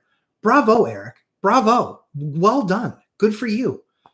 Man, I wish people did more of this, because too often people get married to this stuff and it's crap. And you shouldn't. It's an asset. And if it's not performing, jettison the pod. Anyway, and will 1031, great time to sell, bad stuff. Yep. But what would be your approach if you had to buy several single family home in a similar market? I just did this. I can't give that legal advice, but first thing I would do is talk to a really good company on your 1031. Let me know who you think that is. I use a company out of Vermont, and they're nationally renowned. They're amazing. I did a 1-for-3 1031. I crushed it. It was part of my $1 million challenge. So I wouldn't only be looking at single family homes, number one. I would be looking at so how you're able to do a 1031. I believe this is legal. Don't quote me on that. I'm not an attorney. I am not a 1031 specialist, but I believe that this is legal.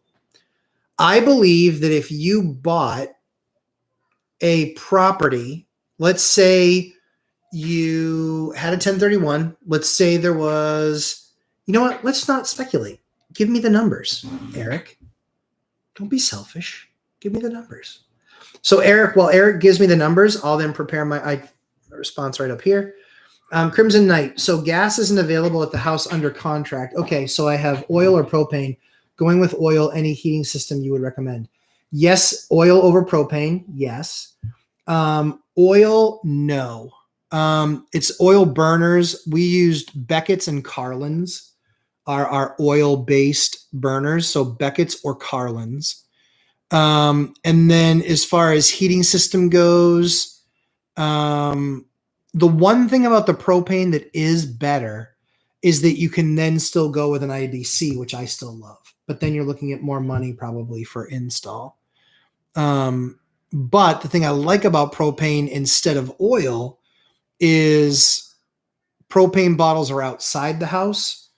Oil tanks are inside the house. If an oil tank ever goes, you ever have a problem with it, it's a massive cleanup spill and expensive. So no system I would recommend from an oil perspective. All of my oiled systems are older. I don't put in new oil systems. I only put in new gas or propane. Sorry, Crimson. Let's see. No, they sell first. I am buying out of state and can't really walk the property. Okay. So have to rely on pictures to estimate work. Yep. Unless I can have a contractor walk it for me urgently. Any advice on what I should do? I would have somebody walk it urgently. You can pay. I mean, again, depends on how serious you are and depends on how much margin's in the deal.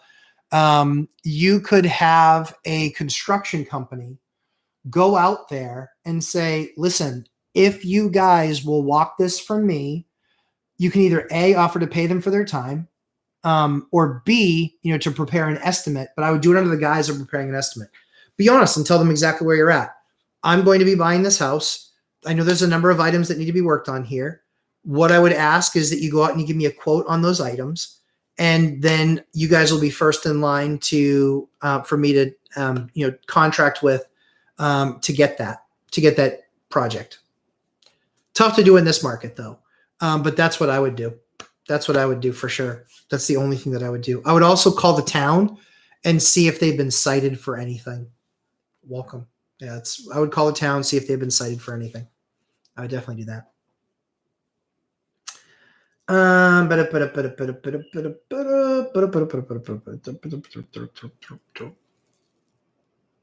Yes. So firm. Yep. Crimson Knight 921. So you are going with the commercial rifle Vari 2. About to order a bunch. Do you recommend a vapor or sound barrier under it? Oh, commercial flooring. Yes. Commercial rifle. I was like, what the heck? Commercial flooring. Yes, I'm using that. If you look at the terms on it, it has a 30-year warranty when you use the commercial in the residential. How cool is that? 30-year warranty when you use commercial product in residential use. I dig that. Yeah, I dig that. The vapor or sound barrier, I would recommend a vapor. I don't like doing vapors on the floors in the living space. I like doing the vapor on the ceiling of the basement and then just putting like a dehumidifier in there. That's what I like to do. That's my preference. But you can do both. As far as a sound barrier, I would only do a sound barrier one on top of the other. So if the first unit was on top and the second unit's on the bottom, I would do a sound barrier on top. I would use the expensive stuff. It's worth its weight in gold. It's $1 a foot. If it's side by side, I wouldn't. In my particular case, I wouldn't. Crimson 9921, haven't listened to your answers yet, but got to start down again. Save battery. Yeah, all good. Those are the answers. Rob, thanks. Rob, you're welcome. Have you done any single family home to duplex conversions? Yes, I have. I'm doing one right now, actually. C is basically anywhere you'd find a Walmart or fast food restaurants. That's not true. That's not true. Again, it really comes down to neighborhood, how close you are neighborhood wise. Because there's actually there's a very high end neighborhood. Not sixes and sevens, $100,000 homes. And they are 2 minutes from the Walmart where I am. 2 minutes, 2-minute drive. End of road, left, and you're there in a couple minutes. So, yeah, I'm not trying to poke at you, but I think it's more neighborhood based. More neighborhood based for me, for sure.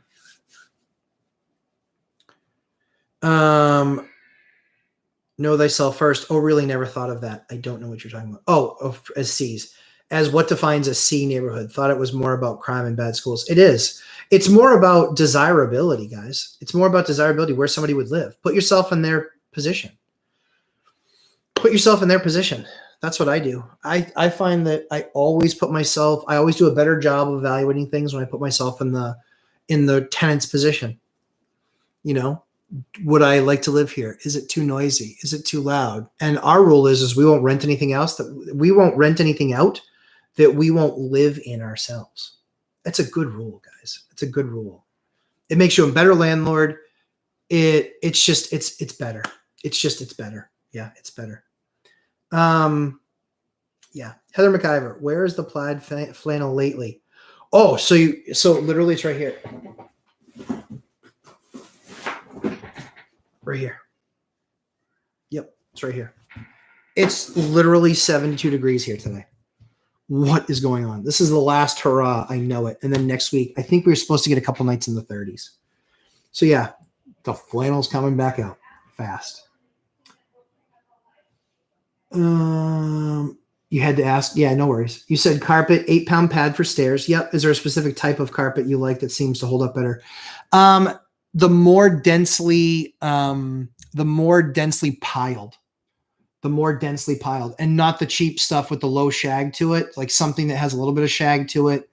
That's the stuff I like better. It's much more expensive. You might be talking about something that's, a couple of bucks a foot, but good, and it's on stairs. And then just make sure you vacuum it so it doesn't get matted down. Hold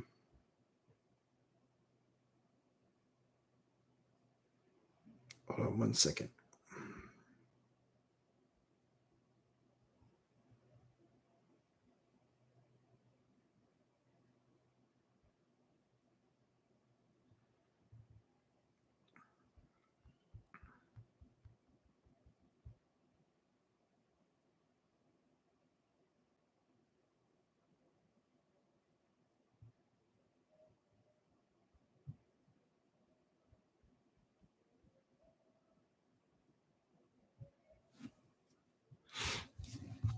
Hold on 1 second, guys.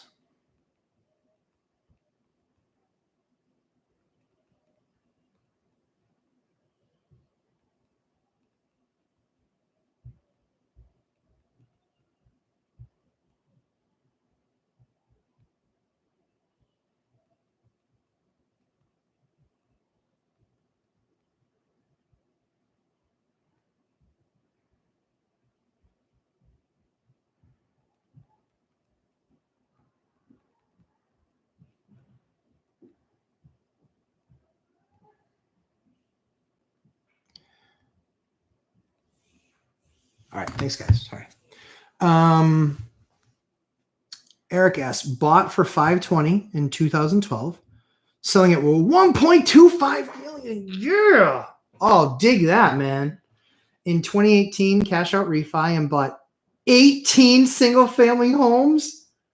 Holy balls. Good for you, dude. That's awesome. So turn 3 to 18. Yep. Yeah, so my 1 to 3, not that impressive. And going to add another 10 plus totaling 30 family and a triplex, or 520K to 3 million. Exactly. Yep. Show me how you do that with crypto. You can't. Yeah, I mean, clearly you got the single family thing licked. I hate single family. I don't hate them. They don't work in my state. So my numbers are garbage for single family stuff. So everything I do is multi, duplex, tri-quad. So if I'm in your shoes, or if I'm in my shoes with your same situation, based on what you're selling and such, I would be. So here's how that works. Sorry. So you actually asked earlier and I didn't get to it. My belief is so you're selling out, you're going to basically, you did your cash out refi. Your cost basis is 520. You're going to be at 120 or 1.25. So call it 1.2 after fees. So you're basically call it 500, 600, call it 600K. Your 600K, you can actually buy a couple of properties for cash. So let's say you find 2 properties at 300 each, and then you can refi out of them and then use that money down the path. I believe that's legal. If it's not, I just heard that. I saw a couple of videos on it. So I don't know if it's legal. I'm not a lawyer. I'm not a 1031 specialist. So talk to one of those guys about it. But I'm pretty sure that because you're buying the property, you can actually refi out of it and then get your cash back, and then you don't have all the rules around it. Yeah.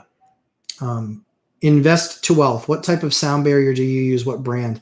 It's whatever the high end stuff is at Lumber Liquidators. I don't remember the name of it. It's got a foil edge to it, and so it does. Or no, excuse me.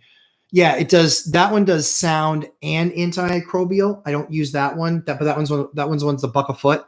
The one that I use, I want to say, is like $69 or $79 a roll. And it is. They have a tapping area where you can actually take something like this and tap, tap, tap, tap, tap, tap, and you can hear the sound deadening in that one. So I don't remember the name, but it's one of their higher end ones, but they actually have it on display where you can do the tap, tap, tap test. So that's what I would look at. Yep.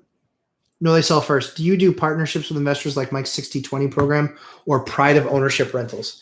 I do not. Everything that I've done has been with banks so far.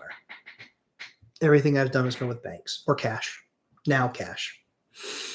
So yeah, everything I've done with either banks or cash.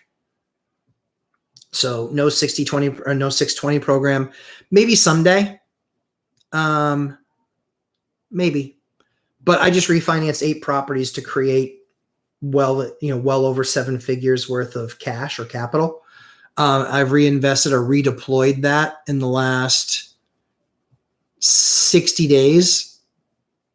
And I've deployed about, I don't know, half of that on these last 2 big buildings. But I also had to buy a couple properties cash because the bank didn't want to finance them. So now I'm going to actually refinance those somewhere else. And I'll do another cash pull, but that's not a taxable event because it's equity that I'm cashing out on. So Shamir Bless, any plans to invest in Massachusetts? No. And I can say never. Yep. State is way too anti-investment, anti-entrepreneur, anti-landlord, anti-common sense, largely speaking. I've seen too many landlords get crushed in mass, and they don't care. State doesn't care, and then the next thing that they bitch about is no affordable housing.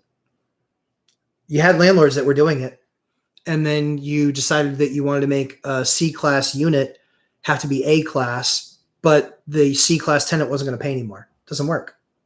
It doesn't work. It's math, guys. It's math. Heather McIver, single-family home doesn't work at all in my state. Correct. Yeah, because you're not an income tax state, right? Did you and your wife both do your 10 loans before starting portfolio loans? No, we didn't. I didn't even do my 10. And it was because I was getting decent terms. And my wife is 8 years younger than me. And so she didn't have the job. She didn't have the proper credit to really start buying stuff. So we just had to find a different vehicle more quickly. Yeah, right. No income tax there for Heather. Yep. So it's really based on property taxes and thus making the cost burden of a single family home way too high. So duplexes, tries, quads, duplexes, tries, quads. That's the same with Florida, and it's the same with Texas. It's also the same with Vegas, but I think in Vegas, multifamilies are tough in B and better neighborhoods.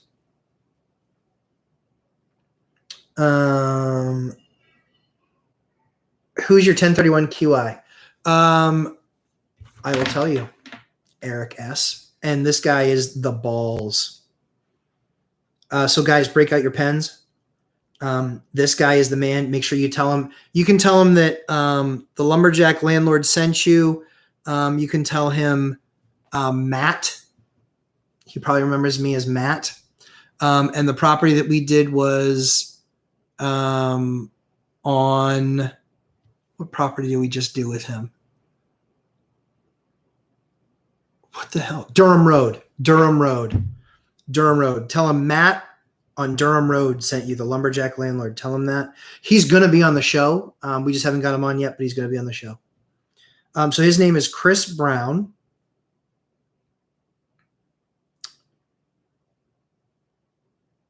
His name is Chris Brown, and he is at Edmond and Wheeler.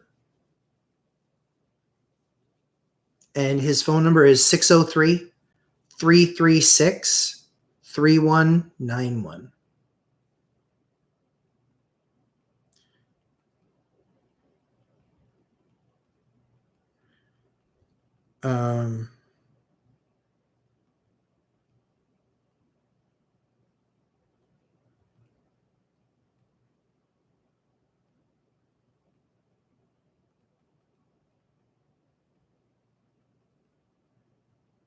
All right, I just sent him a note too.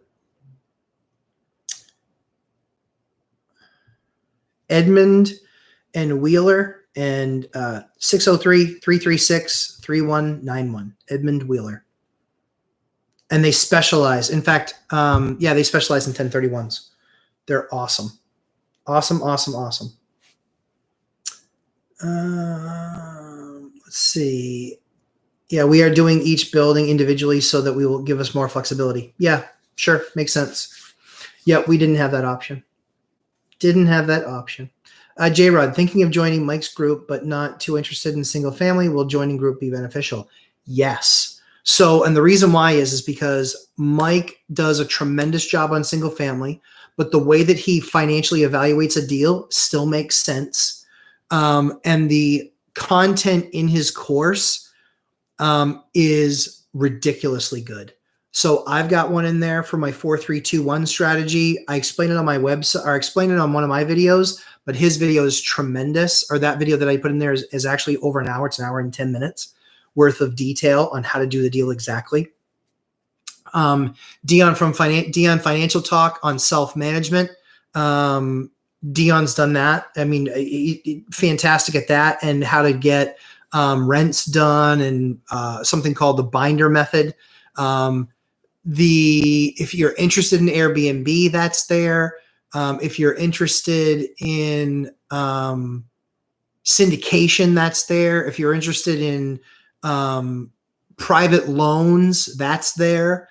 If you're interested in like room hacking in a house, that stuff is in there. So that course, yes, if you don't care about single family, there is a ton of other stuff in there.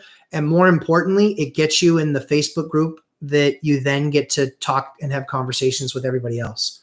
Huge, crazy huge, super important, super good.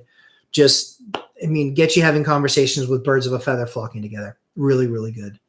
Yeah. So I would definitely join the group. Well worth it.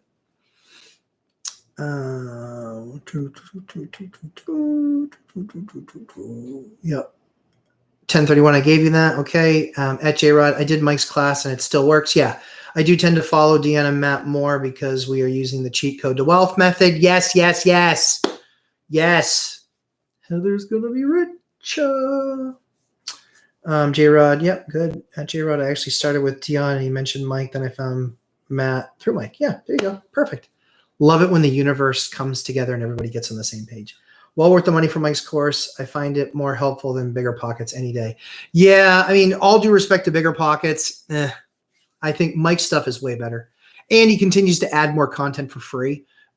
So I didn't charge for my content because he didn't charge for my content. And I wanted to bring value to his course. I wanted to bring value to people that were watching. So I will have a course, one that we get more nuts and bolts. So right now in there, I think that what I did was like an hour and 10 minutes. My course will be a few hours, but it will actually show everything. It will show mortgage types. It will show all the stuff that you need. If you literally walked off the street and said, I just saw something on being a real estate investor and I want to do that. Yes, Invest to Wealth. You're correct. Michael Zuber's also covers out-of-state investing. Very true. Yep. Yeah, Mike's course is the best value on the internet. I truly believe that. It is the best value on the internet. It really is. $300 is ridiculous. It's legit ridiculous. Any one of those sections could easily be a $250 section. It could. The Airbnb stuff is amazing. I didn't even watch all of it, but I've seen some of it. And the stuff in there is amazing. I didn't watch the whole Airbnb thing because I'm not really interested. I don't have the infrastructure, don't want to have the infrastructure. It's not a thing I'm going to do, but it was still cool having it there. But Matt, the mortgage guy, is in there too, with looking at how to evaluate getting a mortgage and the fees that certain things that can provide. Anna Kelly's in there. Yeah, there's just such good content from there's a flipping guy in there. I can't remember his name, but he did a bunch of flips. And so he walks you through how they do their flips. I want to say I think it's like 3 or 4 hours of content on flipping. I kind of want to look at it, but I kind of don't. It's hours, but I've already got my model and it works and we make money. And he keeps adding material. Once you buy it, you always have access. Yeah, I'm interested to see how long he is going to keep that, because I don't know that he can keep that, because I know he's paying folks to add stuff to it. So I know that he's, at the end of the day, I've loved working with Mike because he's just a real dude. We care about the same thing. Same with Dion. We all got to a place of financial freedom and financial independence. We want to help other people get there. And so I love working with Mike. Yeah, it's a lot of fun. Yeah, Rod. Yeah, J-Rod. Yeah, it's well worth it. I mean, you can't, if you have any idea that you're going to invest in real estate, that $300 will save you thousands, probably tens of thousands. If you're looking at project stuff, where I really differentiate from Mike the most is I'm on site all the time in my projects, making product selection. I'm very hands-on like that, and he isn't. That's the biggest difference between the two of us. And so I'm usually fixing construction problems or figuring out construction problems or doing design work, and his product comes out very nice. I like his product. It comes out pretty. It does. But we have a very standard template in how we approach it. All right. Any other final minute questions? Wow, we've been going for almost 3.5 hours. It's fun as always. Any other last minute questions? Hands-on is why I was drawn to you. Oh, thanks, Heather. Yeah, I can't show you the scars on my hands, but I've got some pretty ugly ones. And it's from stupid construction stuff. So I've got the scars to prove it. Yeah, any other questions you guys have, I'm happy to answer them. And if you haven't given me a thumbs up already, what the hell? Why are you selfish? Don't withhold the thumbs up. This is quality content, and it will only make you richer.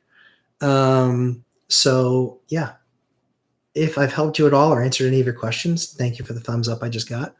I think the biggest one that we ever got was like 60 thumbs up. So trying to go for more than 60. J-Rod, thank you so much for your time. J-Rod, you are very welcome. My hubby is a 20 building maintenance guy. Oh my goodness. Yeah. So we are hands-on people. I recommend you to others too. Oh, thank you so much. 20 building maintenance guy. Good for him. Yeah. So we just hired or contracted with somebody for that, because this last couple buildings that gets us just under 100 units. Oof, it's too much for just me. I like seeing my kids. So we just brought somebody on who I think is just going to be a huge asset and blessing to the business. And so we're excited for that. We're excited for the opportunity that we're able to provide him. But as equally as excited for the opportunity that I believe he's going to provide us, which is the ability to expand our business faster, making him more valuable to us and us more valuable to him. So we love it when relationships like that work out. So yeah, I mean, he's doing maintenance for 20 buildings, and it's like, yeah, grab a hold of that. You've got all the knowledge, you've got all the expertise, you understand how to do this. Like now you just got the path, and now it's walk through the path. And then, then before you know it, 10 years later, you're sharing a video just like we are. It's awesome. Congrats, and still praying for the family. Thank you very much. Yeah, our family's doing great. Quick update. So baby Eliana is 6 months old. She was diagnosed with cancer about a month ago. We had the major tumor removed from her abdomen. She still has a couple spots left because it's an aggressive cancer. And so we believe in prayer. And so we are grateful for every person that prays for our family. And just believing that in order for her to survive, we need a miracle. That's just nothing short of that. We have to have a miracle. It's that bad of a cancer. It's got an 8% survival rate. And so our only answer is prayer. And so we have been super blessed that in her chemo experience so far, it's been amazing, amazing, amazing. She's done so well. The doctors have been fantastic. And so we are extremely blessed and we still want to give back. That's why I still do these live streams on Sundays. But we're extremely blessed with the experience that we've had with the doctors, with her care team. And she's been such a trooper and so strong. And so we're very blessed at how well things have gone so far. I'm very excited. I saw her yesterday, but she's coming home tonight. So we're even more excited, and the kids are all amped up. And so we're very, very ready. Yeah. Jeremy Kirkwood, thanks, Matt. Can anyone keep me from throwing this bifold door in the garbage? Seriously considering taking an axe to it. Hardware issues. Shake my head. Yeah, bifold doors suck. They suck so bad. Oh, they're the worst. They're the worst.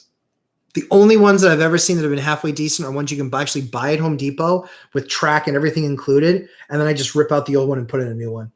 I hate bifold doors. Yeah. My kiddo was devastated when I told him about baby Yana. He also was praying and thinking of her. Thank you very much.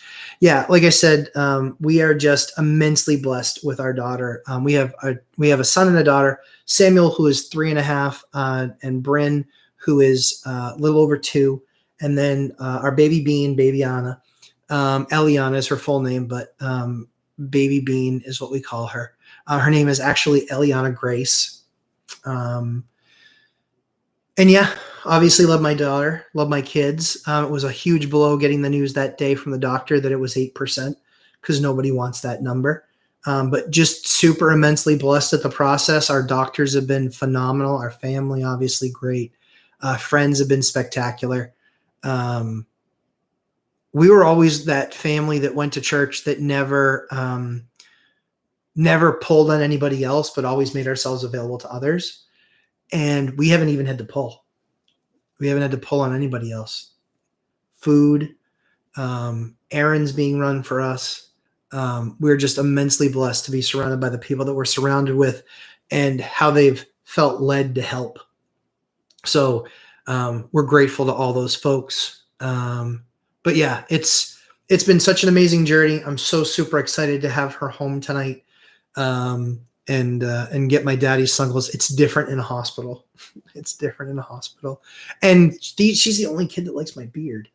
She'll put her hands in there, and that's why a lot of times you see me doing this. It's because I get the snarls out that she likes to put her hand in there and twist them around. TMI, I know, but yeah. So I'll miss my kiddos.